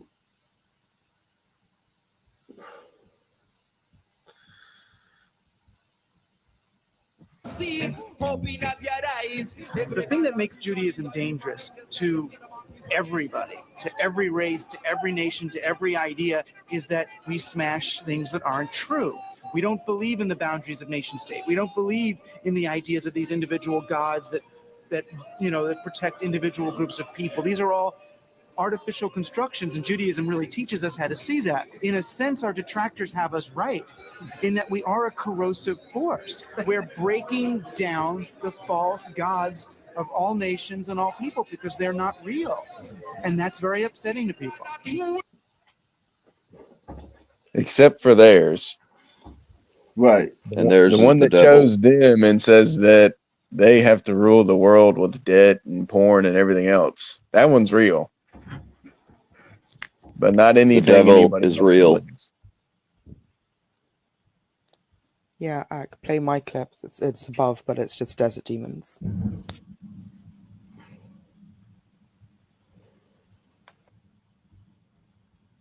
All that we can say is that the BJP government has acted. We met Dr. Subramanian Swamy, a top leader of the ruling BJP party, at his home in New Delhi. On this issue, the country is with us. Most people like our hardline approach to solving pending problems. I mean, the UN has called this bill fundamentally discriminatory in nature, surely by leaving out Muslims and including every other religion in this bill. No, but in this this act, is rolling back India's secular democratic core. The act cannot be faulted for that. This was a commitment we had made over several years, over several governments. We have completed the job. We know where the Muslim population is large, there's always trouble because the Islamic ideology says. You said there's always trouble. Sound familiar? Yeah, I mean, that's true. That's true. Muslim population is large, there's always trouble because the Islamic ideology says so. I mean, there's 200 million Muslims living in India. That's the second largest Muslim population in the world. And you're saying that wherever Muslims live, there's... This woman, we wouldn't even know what you look like. What you're advocating for would put you under a sheet. And even if it was a fucking 200 degrees outside, you stupid moron. And they do other stuff too that's even worse than that. She's pretty too. If Muslims become more than 30%, that country is in danger. That sounds like hatred. That sounds like language of hatred. That's not hatred, bitch. That sounds like hatred. No, bitch. That's just saying. Look at the way she thought for a second before she said it. She just throwing shit out there. 30%, that country is in danger. That sounds like hatred. That sounds like... No, bitch. It's the truth. You whore. Get your hearing checked. You say hatred. I'm being kind to... Cum bucket. You can advocate for your own demise, but I wouldn't even say 30%. 30% is a very high number. Like it means, like, if think about it, 30%. Yeah, that's a fucking problem. I think if I'd say more than like 5. Yeah. But they can just, because they only need enclave. They're gonna stick together. So they're gonna make little enclaves and little no-go zones. So they don't need huge numbers. They're all gonna be together. They're gonna, hatred. That sounds like language of hatred. It's easy to say hatred. I'm being kind to them by not letting them come to India. Article 14 of the Indian Constitution Nice. guarantees the right to equality, as you know, for all persons living in India. I can tell you that's a misinterpretation of Article 14. Article 14 guarantees equality of equals. I'll give you an example. Are all people not equal? All people are not equal. Muslims do. Wow. I like that, man. Tell this dumb bitch, whatever Western country she got her education at, she need to go there and fucking advocate for the Muslims over there. Well, matter of fact, just go to a Muslim country.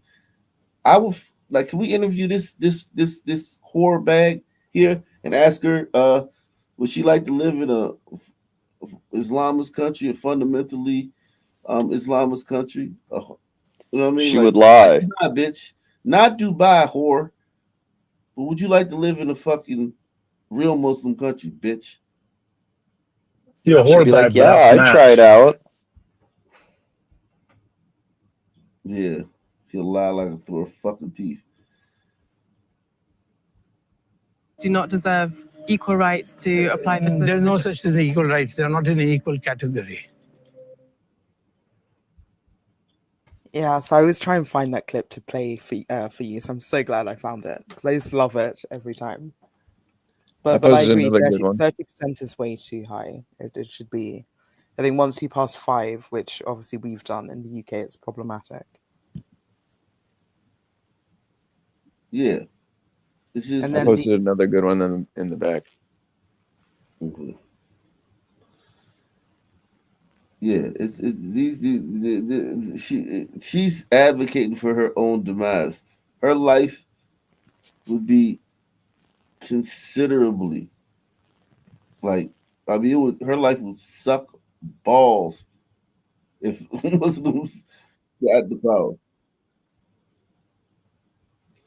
Like it would suck beyond. It would suck more than anything ever sucked. She would literally be miserable if she got what she wanted.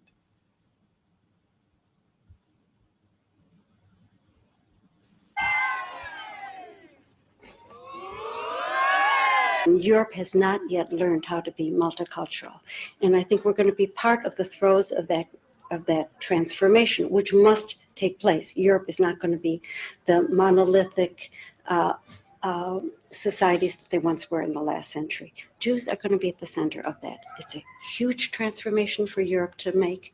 They are now going into a multicultural mode, and Jews will be resented because of our leading role. Jeez. So this is a Jewish woman that works at one of the NGOs that funnels Muslims into Europe. Wow. So she makes the statement that without multiculturalism, Europe won't survive, but it's actually the inversion of reality. But the 48 laws of power, if you're going to tell a lie, tell a big lie. That's what they do. They tell you, they're the victims when really they're the oppressor. They tell you everything backwards to confuse you and stalemate you. Diversity is a strength. It's a perfect example.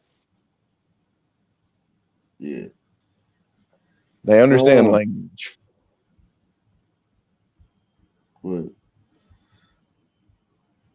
Let's see. Take the $7 challenge. Support the channel, man. You don't get to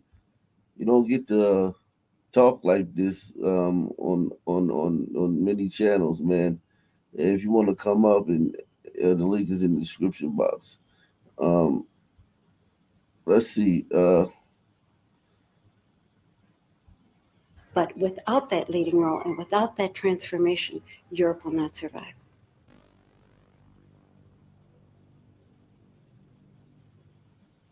Isn't that what is really happening today, both in Europe and perhaps in other parts of the world? This very intense clash between ostensibly secular and ostensibly religious worldviews. Yes, this is exactly what is happening. There is a clash of civilizations. And we, the Jews, we are in the middle of this clash of civilizations. On one side is what happened in Paris and Brussels, and that children who walk with the kippah in the streets in Paris are being attacked. On the other side, what we have the counter-reaction of old Europe.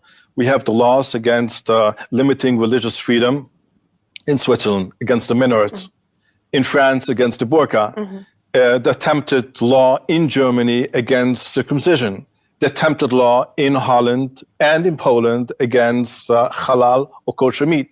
So this is the reaction of old Europe against this new wave of religious expression. So essentially what you're saying is that in these both, you're together with both Muslims yes. and people of other denominations. And we see ourselves together, fighting together with our Muslim brothers who want a free Europe, who want a peaceful Europe, who want to integrate like our forefathers integrated in Western Europe 120 years ago. And they are our natural allies. So how many people in Europe would be eligible under the law of return to move here? 3 million, 4 million maybe altogether. It could change the geopolitics. What do you mean that it could change the geopolitics? You know, it's the demography is the key of everything, as you know. Between the Jordan and the Mediterranean, this is the borders, 10 million people, about 500,000 Jews and 500,000 Arabs. And if we want to remain a democratic state, we have to have a majority of Jews in this place. So you think that immigrants could turn the balance? Absolutely sure. Already we have the birth rate among Arabs is decreasing and the birth rate among Jews is increasing. So it's already a change. The train of history is on its way. مع عدم الزواج، مع عدم الرغبة في الإنجاب، الهرم بتاعهم 100 يرثه 80 وال80 بعد 10 سنين يورثهم 60 وال60 يورثهم كام؟ 40 وال40 بعد 10 سنين 10 بعد 20 سنة مش هيبقى في حد. Since then, an unholy alliance of leftists, capitalists, and Zionist supremacists has schemed to promote immigration and miscegenation with the deliberate aim of breeding us out of existence in our own homelands. First, their immigrant pawns were temporary guest workers. Then it was a multiracial experiment. Then they were refugees. Then the answer to a shrinking population. Different excuses, different lies. But the real aim stays the same. The biggest genocide in human history. Really ashamed of the racist and xenophobic terms. Is your policy serious, or are you just shouting? Mr. Griffin. It's you that's shouting, because obviously the truth hurts. I have a constructive suggestion to help those poor asylum seekers from Africa. Yes, make it clear they can't come here, so they don't try to cross the sea and drown in huge numbers. The best way for them is to get the banks off the backs of their countries so they can live in peace in their countries, and we Europeans can live in peace in ours. Thank you. بعد فترة من الزمن. Damn, you Europeans are just a little bit too late. The ones y'all that's waking up, y'all need to yeah, wake up. it's too late, because even with that map of them coming in, I mean, that was 2011, and obviously like Angela Merkel, Germany, did that when they all started coming in, and I keep repeating every time I go, oh, I said this last stream, but obviously birth rates across Europe for WASPs are just Wow. A CBS News investigation has uncovered a loophole that allows accused and convicted American pedophiles to escape justice by moving to Israel. So Ian Lee has been following this for more than a year, and he traveled to Israel for this investigation. He worked with a group that tracks people accused of sex crimes, which estimates dozens of Americans have used this loophole. So, he's 6'2". We are on a stakeout looking for this man, Jimmy Julius Caro, 48 years old and wanted on charges of sexually assaulting a 9-year-old girl in Oregon back in 2000 and a 5-year-old girl in Israel in 2001. He's considered dangerous. But these photos are a few years old, so we don't know if he'll look the same. He remains elusive. Previous attempts to capture him have failed. Obviously, the fear that he would somehow figure out that anyone's looking for him and bolt. He just called his number. Shauna Aronson got a tip that Caro's expected at this clinic near Tel Aviv. Who's going to call the She's police with JCW, Jewish Community Watch, an organization that hunts down accused pedophiles who flee to Israel from the U.S., exploiting a process called law of return, whereby any Jewish person can move to Israel and automatically gain citizenship. The ease with which pedophiles seem able to use this law as an escape route haunts victims like Mendy Hawk, who says he was abused from age 8 by a teacher at an Orthodox Jewish school in Los Angeles. So your classroom is right here. How does it feel being back? I was very anxious and, stressed coming back here, and a lot of memories coming through my mind. Memories of his alleged abuser, Mordechai Yom Tov, who taught him Hebrew studies when he was just 8 years old. So in the beginning, he would just rub me like outside of my pants, and then I would say about 3 to 4 months later, he started going like in. Reaching down your Yeah, pants. it's reaching down. Why did you feel like you couldn't tell anyone? I was scared. I was ashamed. I mean, I just didn't know what people would think of me, of the whole situation. Yom Tov pled guilty in 2002 to sexually abusing and committing lewd acts against 3 other boys. He served jail time, but when he was released, he violated his probation and, according to JCW, fled to Israel with help from individuals within the Orthodox Jewish community. JCW tracked Yom Tov down and confronted him with a hidden camera in Jerusalem, where he admitted to illegally fleeing the United States with help and using a fake passport to enter Israel. I was supposed to stay for 5 years in the same city. I was supposed to, let's see, join the armed side of the I was supposed to go every 2 weeks to the police station. I left within a week later. He had this message for his victims. I'm very, very sorry. The other person in this video is Mayor Sewell. Then go back to founder of prison. Jewish Community Watch. He tells CBS News Yom Tov's case isn't uncommon in the Orthodox community. The same thing that's going on in the Catholic Church right now around the world, the exact same thing happens in our community. The rabbis say it's, you know what, he promised he's going to go for therapy, he's never going to do it again. Boom, he's in another community. A few years later, he's at the same thing, and we hear more allegations that the person continued to abuse children. And often, those abusers end up in Israel. Rabbi Yehuda Oppenheimer says he unwittingly helped Caro escape. There was nothing that raised any red flags up to the point where he was moving to Israel. Well, I wish I could say that, but unfortunately I can't say that. So he had violated his parole, and now they were looking for him. He said that there was something in the past that had happened when he was young, but nothing had ever happened since. I've changed and I'm a different person now, but you gotta help me. I felt that I could trust him. So I wrote him a letter, and he bought a ticket, and he left. Caro is accused of abusing more children when he got to Israel.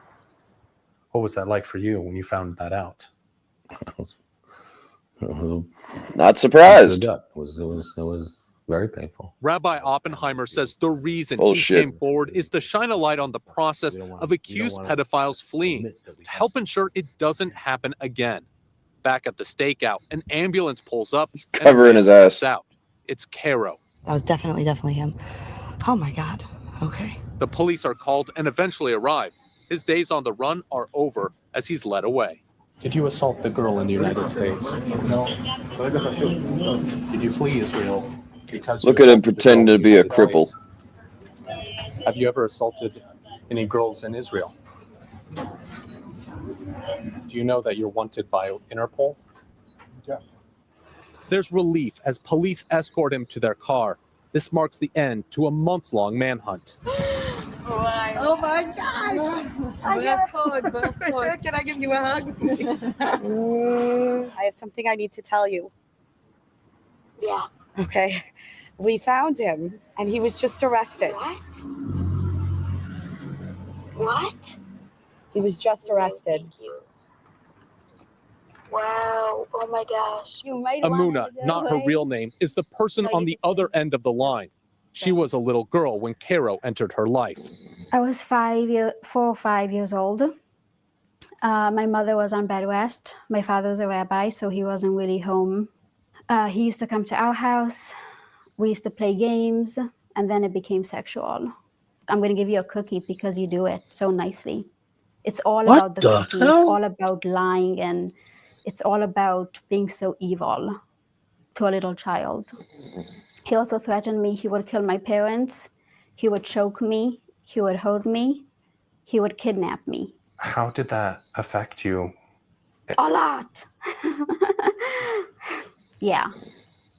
It affected my whole life. My whole life is around this sexual abuse and rape. Yeah. Amuna turned to therapy and art to help deal with the trauma. This is in my bedroom and my inspiration. She paints and writes poetry, but she's still angry that it was allowed to happen in the first place. What are your thoughts on him being able to come to Israel and flee the United States? It brings up a lot of anger and a lot of frustration towards the Israeli system. Shauna says the failure begins in the U.S. Why would someone want to help one of these pedophiles escape? Oftentimes there's some sort of community incentive. Either somebody owes them a favor, or someone in the community, let's say an institution, has covered up for them in the past, and they know that if this goes to court, there's a lot of civil liability coming down the line, and it's going to cost a lot of money to a lot of people, and nobody wants to deal with that. Shauna accuses the Israeli police of not prioritizing accused pedophiles on the run. Why do you have to be the ones that do this? Because nobody else is. I don't have any better answer than that. And if you guys weren't doing it, then nobody would do it. Israeli police told CBS News that, quote, the police coordinate closely with the Ministry of Justice and worldwide police organizations in order to find suspects overseas.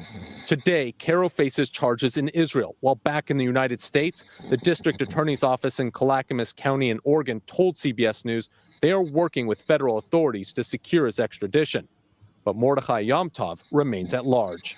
The district attorney here in Los Angeles told us they have not requested Yomtov's extradition and that they had no other comment.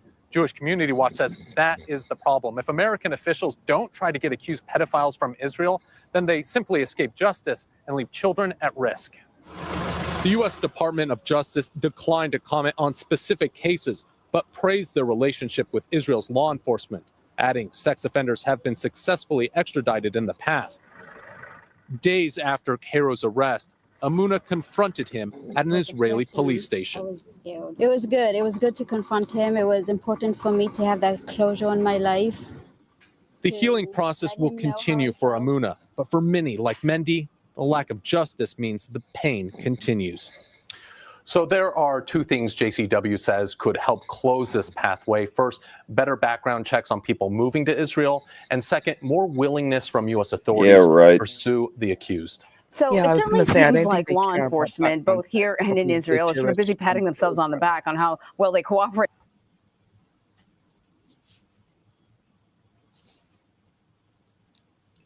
Did you catch all that, Hawk? Yeah, I caught all that. Were you dreaming about massive Instagram titties?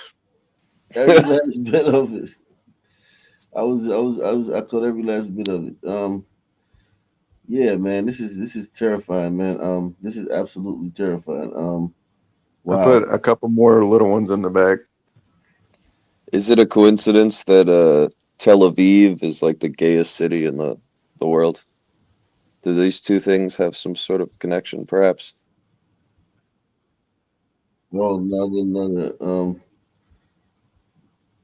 Tel Aviv is the gayest city in the world. I didn't know that, man. Man, I don't know. This show gonna be ready to be uploaded again. We going in on them. Yeah, no. I could do this for weeks. I'm trying to keep it balanced, man. Is there anyone here that disagrees with Fisherman and these other anti-Semites, man? If you're a pro-Semite, please hit the please hit the link. Link is in. I'll put the link in the chat now. Pro-Semite.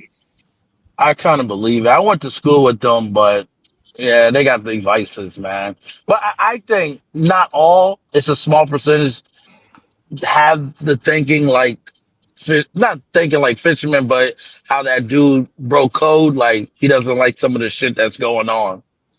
It's a small minority of them. I don't think it's a minority of them. I think it's a majority of them, and I think they have a massive negative impact on any society that they're allowed to. No, I'm just saying, Rick. I mean, I'm just saying, Fish. Some of them probably have your thought process too. Like the shit is evil. Yeah, You that's don't think fine. so? But, yeah, that's fine, but that's not the ones I care about. All right. I mean, fundamentally, if they follow the religion, they read the book and follow it, they are serving the evil one. Yeah, I mean,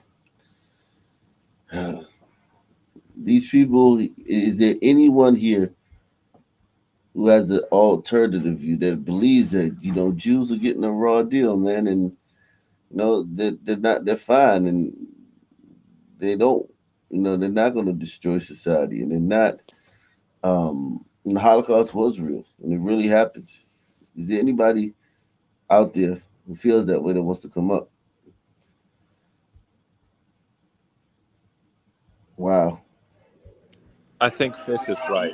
They're like a giant double-edged sword, basically. But on the net, it's not worth it. It's like, okay, Jews are good at building hospitals. That's wonderful, great. But if you have to choose between having hospitals and multiculturalism versus having neither, you pick neither. So it's just, you know, it's just not worth it. I'm not gonna lie. I'm gonna pick them when I'm in trouble, though. I need good lawyers. Okay, well, still, it's just like, no. Don't like, break the rules. It's like Islam. Like you have to like think about it in like a bit higher order of thinking. It's like moderate Muslims are the grass and the radicals are the snake, but just they're all really the same thing. Just kind of think of them as one, and then that's really how it should be observed. Or else you get into this bullshit of not all, right? Like, come on. I don't think it's all. I don't. Nobody does. But What? That's not the point. You can't. Most people are ignorant. Right. Not all lions are going to eat you. Does that mean you'll just go up to one and check them out and hang out with them? No, because we know lions can eat you.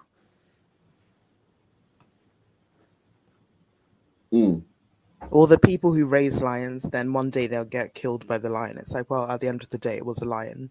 You may have raised it for 15 years, but it was a lion at its core.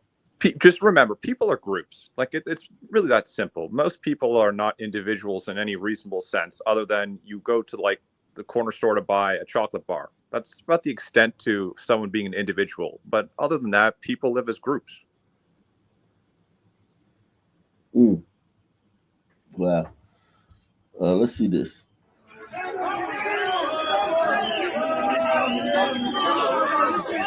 They should go home.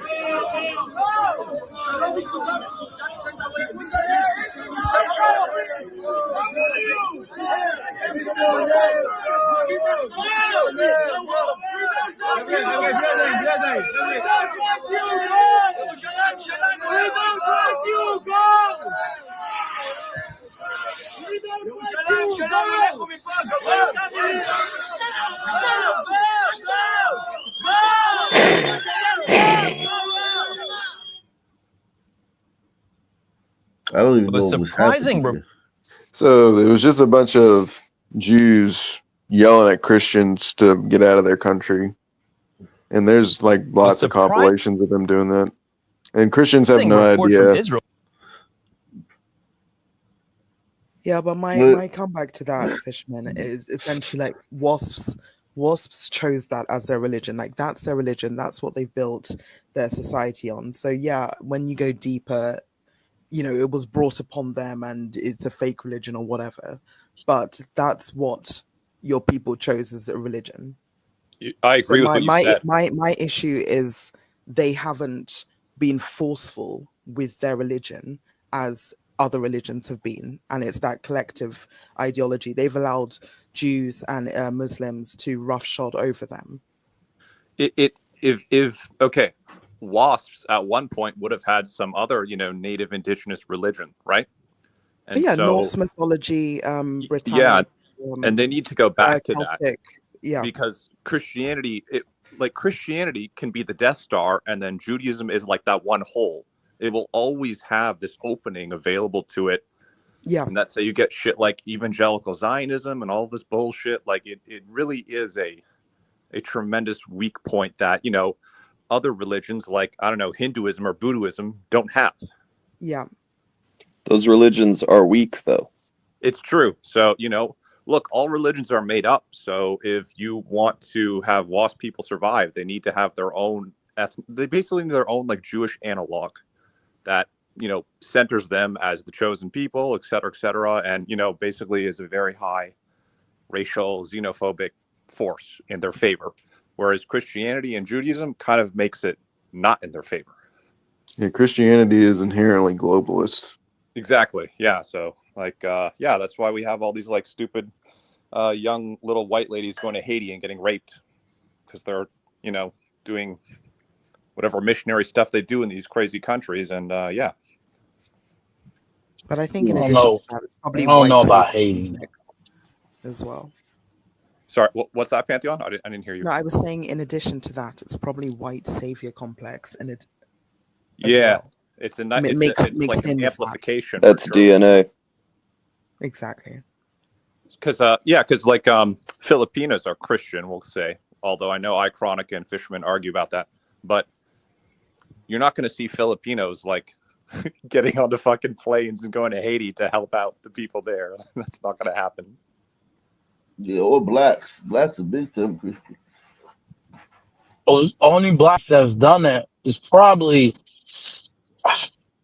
which I've seen some, like Miami Heat, the Miami Heat owners. He makes like the team goes down there and do philanthropist work, stuff like that.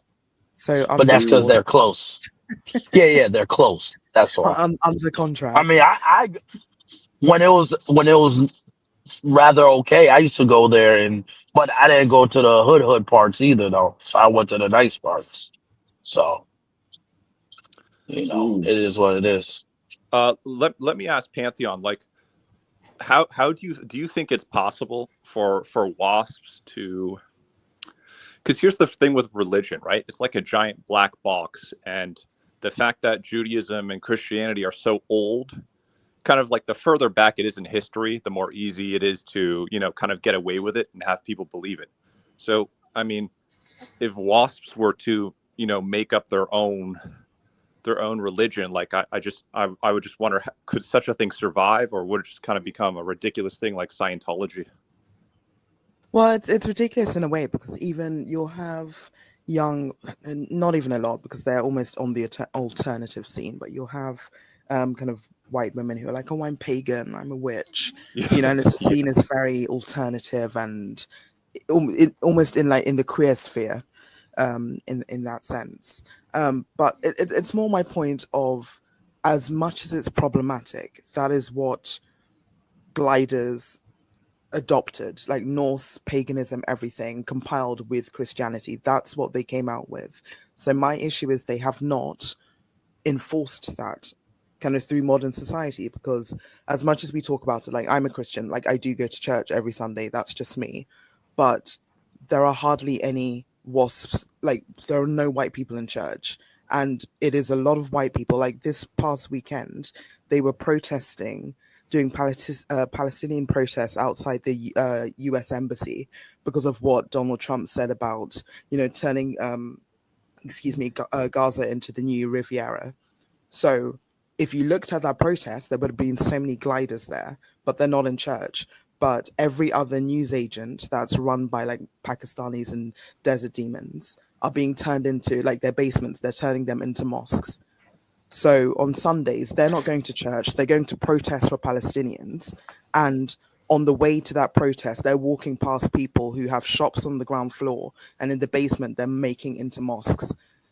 And it's like you are allowing people to practice and get stronger in your own country. And even just to show up for 1 hour on a Sunday, just essentially show force to these people like, oh, you may come here, but we're Christian. You know, this is our society. This is our religion. You are not even doing that. So that's where my problem is. Well, So Christianity is I don't think we're designed going to fail. It's a waste of time. Going to church is not going to save anything. It's not about it saving just anything. It's about the force of that, it. yeah, it's I don't the need to see idea. what The Muslims idea do. you're putting forth is like going to church is going to stop Islam. No, it's not. I'm not saying it's going to stop. What I'm saying it's about is the visual force of it. I don't need to know what a Well, I Muslim's mean, doing. you could also put a bunch of men with guns in the street and say, "Get on this fucking boat, or I'm going to shoot you in the fucking face." Exactly, but it's visual force. That's what should be Something done. may happen with it. I don't know what Muslims are doing in Fisherman, mosques, but what do I'm you seeing. think that Christianity is keeping us from doing what you just proposed? Yes. On a level, yes. Yeah. It makes us basically, here's the thing, right? Like if like Pantheon said, if gliders willingly or not adopted Christianity, that means Big Brother will always be Judaism, will it not? Yes. So that's Can what you I'm repeat saying. that? I didn't quite understand that question. If gliders adopted Christianity, right? According to Christianity cannot exist without Judaism. So that means you will always be subservient to Judaism as a Christian country, culture, or nation. It's just kind of built into the theology in of itself. You're going to have to explain that more. Subservient? It's a very strong word. Yes, because if I'm not a Bible expert, but for example, one of the biggest things of this whole evangelical Zionism is, basically part of messianic prophecy is that it's necessary in order for Jesus, the Messiah, to, come back for his 1,000-year reign in Jerusalem. And part of fulfilling that prophecy is it's physically necessary for Jews to return to Israel and form a state. And so that all the denominations, they're full of shit. They're liars. I said this in the back chat a while ago. The only close thing you're going to get to true Christianity is the Orthodox Church, which doesn't really exist in the West. Not in strength. Well, then it exists in the East. You just kind of spelled out the problem right there. Then, so all of the Christians, all of the glider Christians, or most of them, or at least the ones that fucking matter with wealth and that can do things, therefore have an incentive to have Israel be Israel as part of fulfilling prophecy.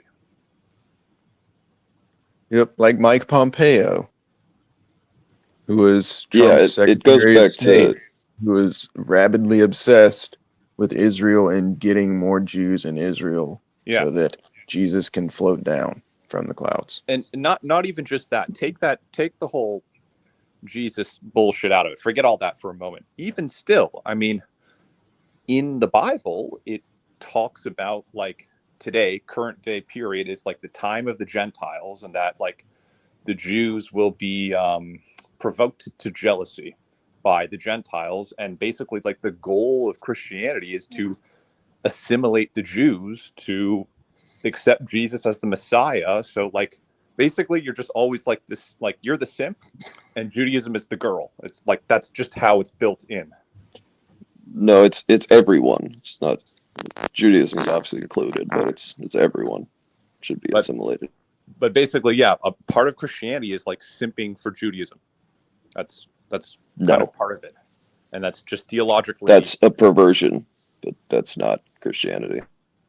Okay, well, So that's how it's currently it is, but what whatever. Right now. Well, so.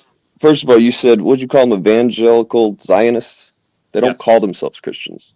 They call themselves whatever the fuck. Okay, no, they call themselves evangelical Christians. Protestants. Hey, yo, are y'all is the chat enjoying this conversation? Because we haven't gotten any support in over 2 hours. So I think we should probably check in on the Congo, man. I think the people are not. I think the people are not. The people are not responding to this conversation well. So I think they want to. It's divisive. They want us to turn. Huh? My clip in the back chat. The one I said, Ak, wake up and play this. I'll play. Hold on. Let me see what's going on with the Congo. I already played. Oh, that one. No, I had a second one. Okay, I'll get to that. Let me see what's going on in the Congo, man. Hit the like button. Support the channel via PayPal, Cash App, or Super Chat. Let's see what's going on here in the Congo. They supposed to had let's see where they supposed to have taken over the city.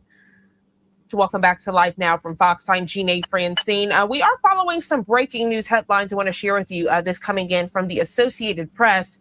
They say Rwanda-backed rebels have occupied a second major city in mineral-rich eastern Congo. The government reporting this to AP as M23 rebels confirmed they were in the city to restore order after it was abandoned by Congolese forces. The Congo River Alliance. Whoever making tea, please mute yourself, man. Alliance, a coalition of rebel groups that includes the M23, said in a statement that its fighters, quote, decided to assist the population in addressing its security challenges under the old regime in the city of 1.3 million people. They go on to say our forces have been working to restore the security for the people and their property, much to the satisfaction of the entire population, end quote. We know the rebels saw little resistance from government forces against the unprecedented expansion of their reach after years of fighting.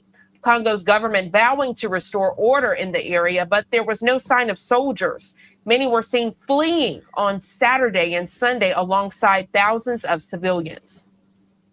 To provide some context, the M23, they are the most prominent of more than 100 armed groups vying for control of Eastern Congo's trillion. 100 armed groups vying for control of. Yikes. That is terrifying. Jeez. And each of those groups think that, going into a village and, raping everybody is like part of war. That's just like war. That's like the staple of war. Going into a village, raping everybody. Wow. They are in deep trouble over there, man. Let's check on the Nigerian Air Force, man. Shout out to Big Larry. Big Larry in the building, man. Let's see the Nigerian Air Force right quick, man. Put our knees together. Put our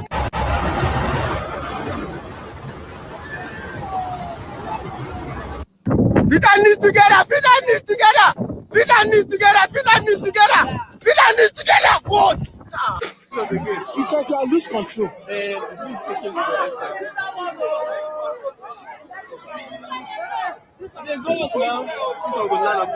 Oh shit. Why are they even doing this thing? Oh man. Uh-oh. No. Oh my God. Jesus Christ. Yo, gotta be kidding me, man. What the fuck? Like, what are they trying to do here? Like a training exercise, and they just drop them into a parking lot in the field. Yeah, they're trying to land here. They're trying to land here. Just exercising. They end up landing in the parking lot. I mean, Africans are not. I was watching Shaka Zulu the other day. I didn't get past the first episode. You remember the miniseries that came on in the 80s? I used to watch that on Channel 11 and shit. Well, Yeah, Channel UPN 9 or some shit like that. Yeah, that documentary, that's the type of army that blacks can do well. Like Shaka Zulu, a spear and a shield, man. A spear and a shield. Anything more than that, man, we out of our element, man. Look at this shit. Look at this shit. What the fuck? She's crazy, man. Unbelievable, man.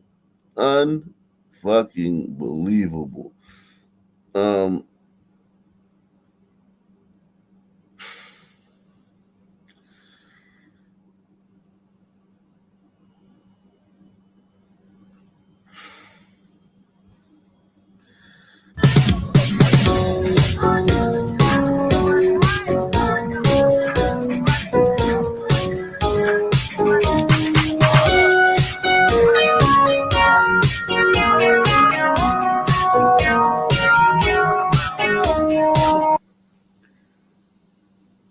That shit hurt.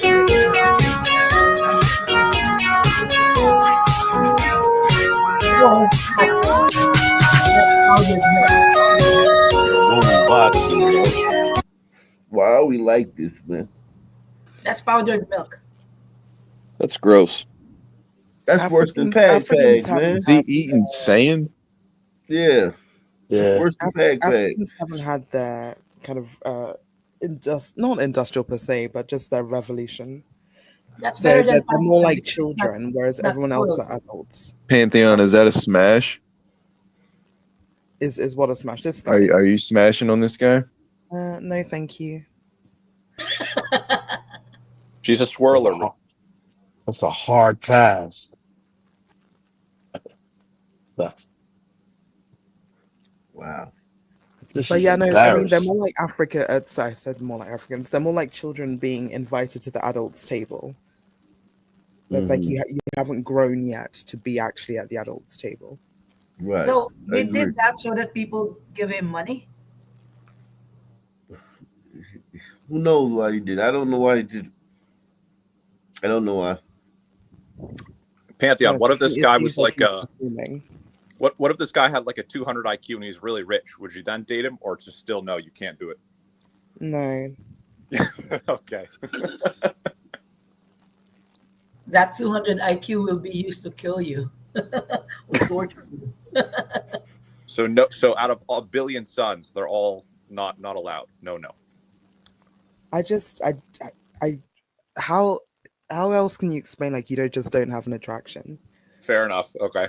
And it's weird because everyone who meets me, it's always like, oh, I can just tell that you don't date.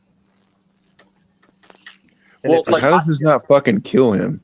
I say that shit too, though. But like, I'm not gonna pretend that like every single woman who's not white is ugly. But no, not at all. Like I was Okay. into the whole what was the like Aaron Pierre, that's Mufasa. Like that was hilarious. I don't know if you've seen that clip. That was funny. But no, I mean like objectively, if I see someone who's good looking, they're good looking. That doesn't do anything. It's just okay. So it's just like a hard line basically that you have. Yeah, it's just a preference. Okay, gotcha. Is he like playing this up? This is like a skit, right? Yeah, it seems like a circus act in a way. Yeah, but when it's done, that's not.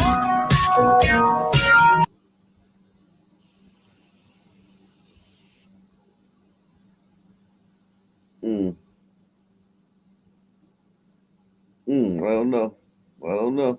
I don't know if it's a circus act.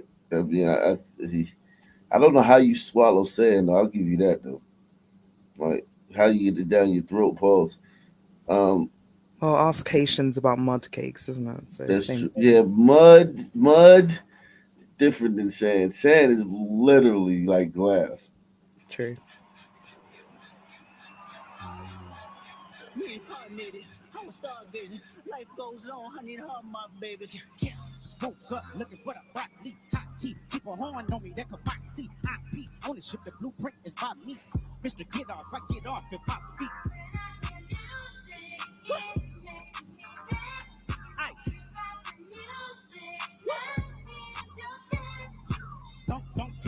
Don't, baby, rockin' it. We a pro quo, what you want, cause I'm watching it. Work on the flow, let me know if you clocking it. Brody won't go, but I know that he popping it. It was worth tickets on sale till I silenced it. Pipe down, young, it's some whole other politics. That's a what, and that's a lot of what. Don't hit him, he got kids. Doctors, man, black doctors, man. Stop playing with us, man. We can be doctors too, man. Stop playing with us, man. We proud of our skin color, dog. We was doctors. And shit. Yeah, man. We was doctors and shit, man. You set me free.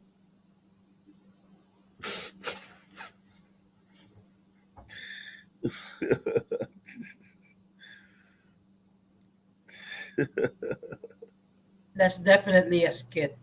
Yeah, that's a skit, but it's just funny, like how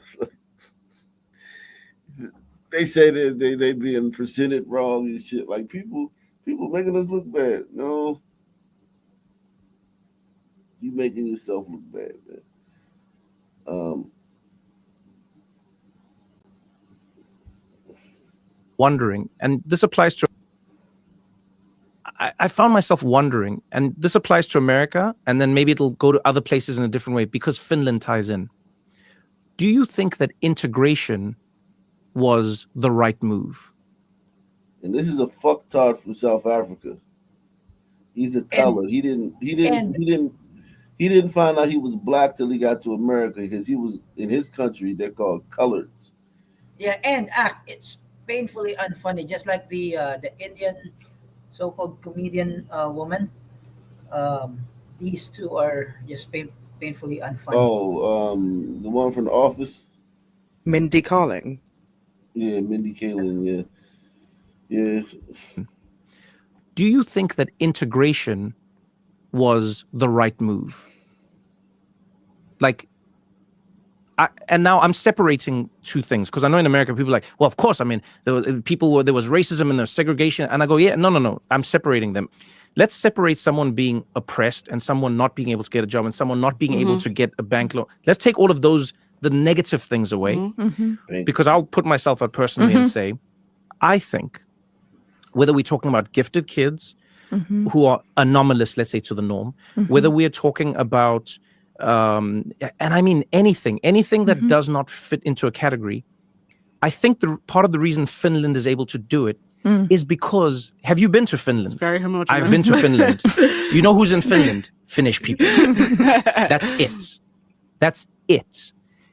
And because they're all Finnish, there's an idea of like, no, we all head in the same direction. We all know what our actions mean. And that's a really powerful thing I've learned in communicating with other people. When I'm in a room with anyone where we start to tie together multiple things. So if I'm in a room with black people, already there's like an implicit trust because we know what certain actions, words, and vibes mean. And then you're in a room with another African. Already. Now, even if you shout at me, I know what your shout means. The same way an Italian knows what an Italian shout means. Yeah. Right? I know I'm prefacing it with a lot. He's describing DNA. Yeah, basically. I mean, he's flirting with white nationalism here, basically. I mean, yeah, like man, that man got a glider wife. He got a glider girlfriend, man. He will never do it. Yeah, no doubt. But I mean, what he's saying is literally like, people of the same DNA structure have a collective mind, even though they're not all necessarily thinking the exact same. They have a collective spirit, a collective mind, a collective mores and values, way of life. Because it's a loaded question. Yes. But I would love to know if you think integration was the right solution, maybe. On the other side of, America, of civil rights. Yeah. No, I don't. And I don't think it's actually that controversial when if you understand that segregation and integration weren't the only options. Like within those two options, it may seem like integration is the more progressive. Like, of course, we don't want segregation. But again, when you're being integrated. But all the black stuff sucks. Like, even though you had black movie theaters, you had a bunch of black movie theaters before segregation. They sucked. You had a bunch of black, like, little business districts, as they call Black Wall Streets. That term was coined in the 80s.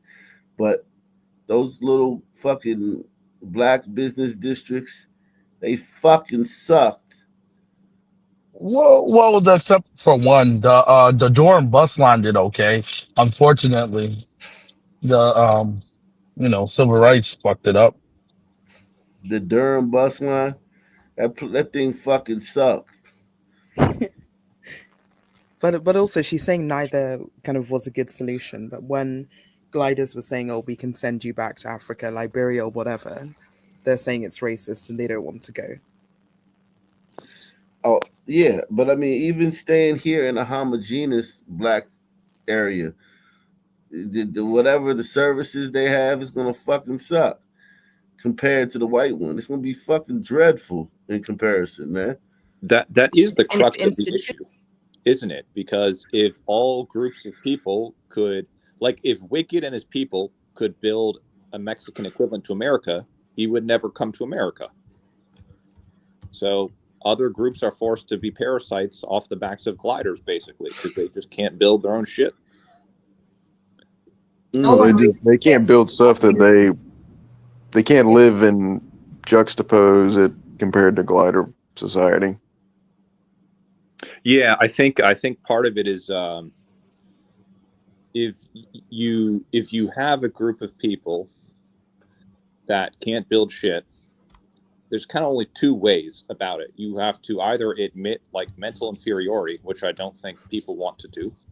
So then the only other option is, gliders are the problem, and they're a reason for our issues and why we can't build shit. So that's just an explosive situation to build a country upon. Also, steal shit. It's another conclusion. Yeah, these people have no idea. And also, these three Ooga Boogas, right? The Trevor Noah and then these two whores, the combined IQ on these three is like very low, and some people are taking their words seriously. That's also what's wrong with it. And they think that they're making a difference, or they're saying something groundbreaking or intelligent. No, I'm not. Let's see this shit. What don't I understand? I'm a black man carrying the stars and stripes. Oh, this fucking guy. This guy. This is the guy from 8 Captain Mile. America. They let a black guy play Captain America. He's the one from 8 Mile, right? I don't know 8 Mile. I didn't. Yeah, See 8 Mile. he's from 8 Mile. Anthony Mackie. Okay, that's him from 8 Mile. Okay. I'm a black man carrying the stars and stripes. What don't I understand? Every time I pick this thing up, I know there are millions of people out there who are going to hate me for it. What? Even now, here. They wrote this in the script? That's crazy. Dead ass. There's nothing I can do to change it. Yet I'm still here. No super serum. No blonde hair or blue eyes. Sucks for you. The only power I have watch this movie is that I believe we can do better. We can't demand that people step up and we don't meet them halfway. You control the banks. Shit, you can move borders. You can knock down a forest with the email. You can feed 1 million people with the phone call. But the question is, who's in the room with you when you're making those decisions? Is it the people you're going to impact? Or is it just more people like you? Who needs a shield when you have diversity? Just for the that record, lady supposed to be? Marvel is owned by some Jews. That was the juiciest fucking thing I've ever heard. I think Ak will watch this movie in his basement and be emotional and cry. Yeah, I know, man. Or he'll put it on and then not watch it because he's too busy looking at huge titties on Instagram. Probably, yeah. Huge oiled up titties. Oh, you talking bouncing? You talking about when my page got hacked? Oh yeah. I cleared all that stuff out of there. If you bounce off those things and make it to the moon. I cleared all that stuff off of my page, man. I got somebody. I got some software to make sure that stuff doesn't happen again. But this right here says, and a lot of the responses to this tweet are quite telling and says a lot about us all. The name calling and the N-word being used so loosely and with such venom says a lot about race relations in this country, which is sad. And this one says, lifelong Marvel fan here, going back decades. I supported them for entertainment value, not to be lectured. He lost me when he said that one demographic built this country. Pure gaslight. Yeah, I mean, I don't know how white people sign up for that shit. You watch a movie and you hear a motherfucker tell you that you're not doing enough when they're fucking like carjacking everybody and shooting each other in the street every night. After all of these topics that we are tackling, without specifically targeting the Jews group, and they have the imprint on everything negative.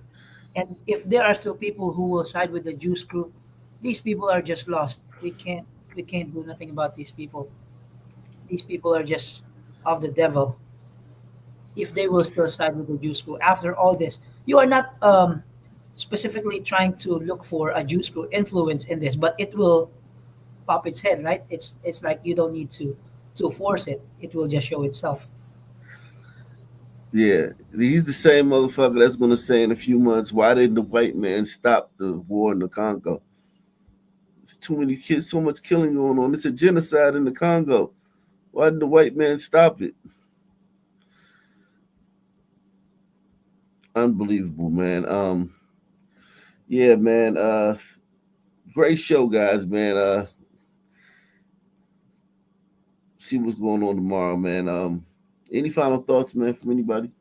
Yeah, just one. When you were sleeping, I wanted to sing you a lullaby, which was Black Indigenous People of Oh, yeah. Color. Did you play that before you end the stream? Thank you. Yeah. Thank you for that, man.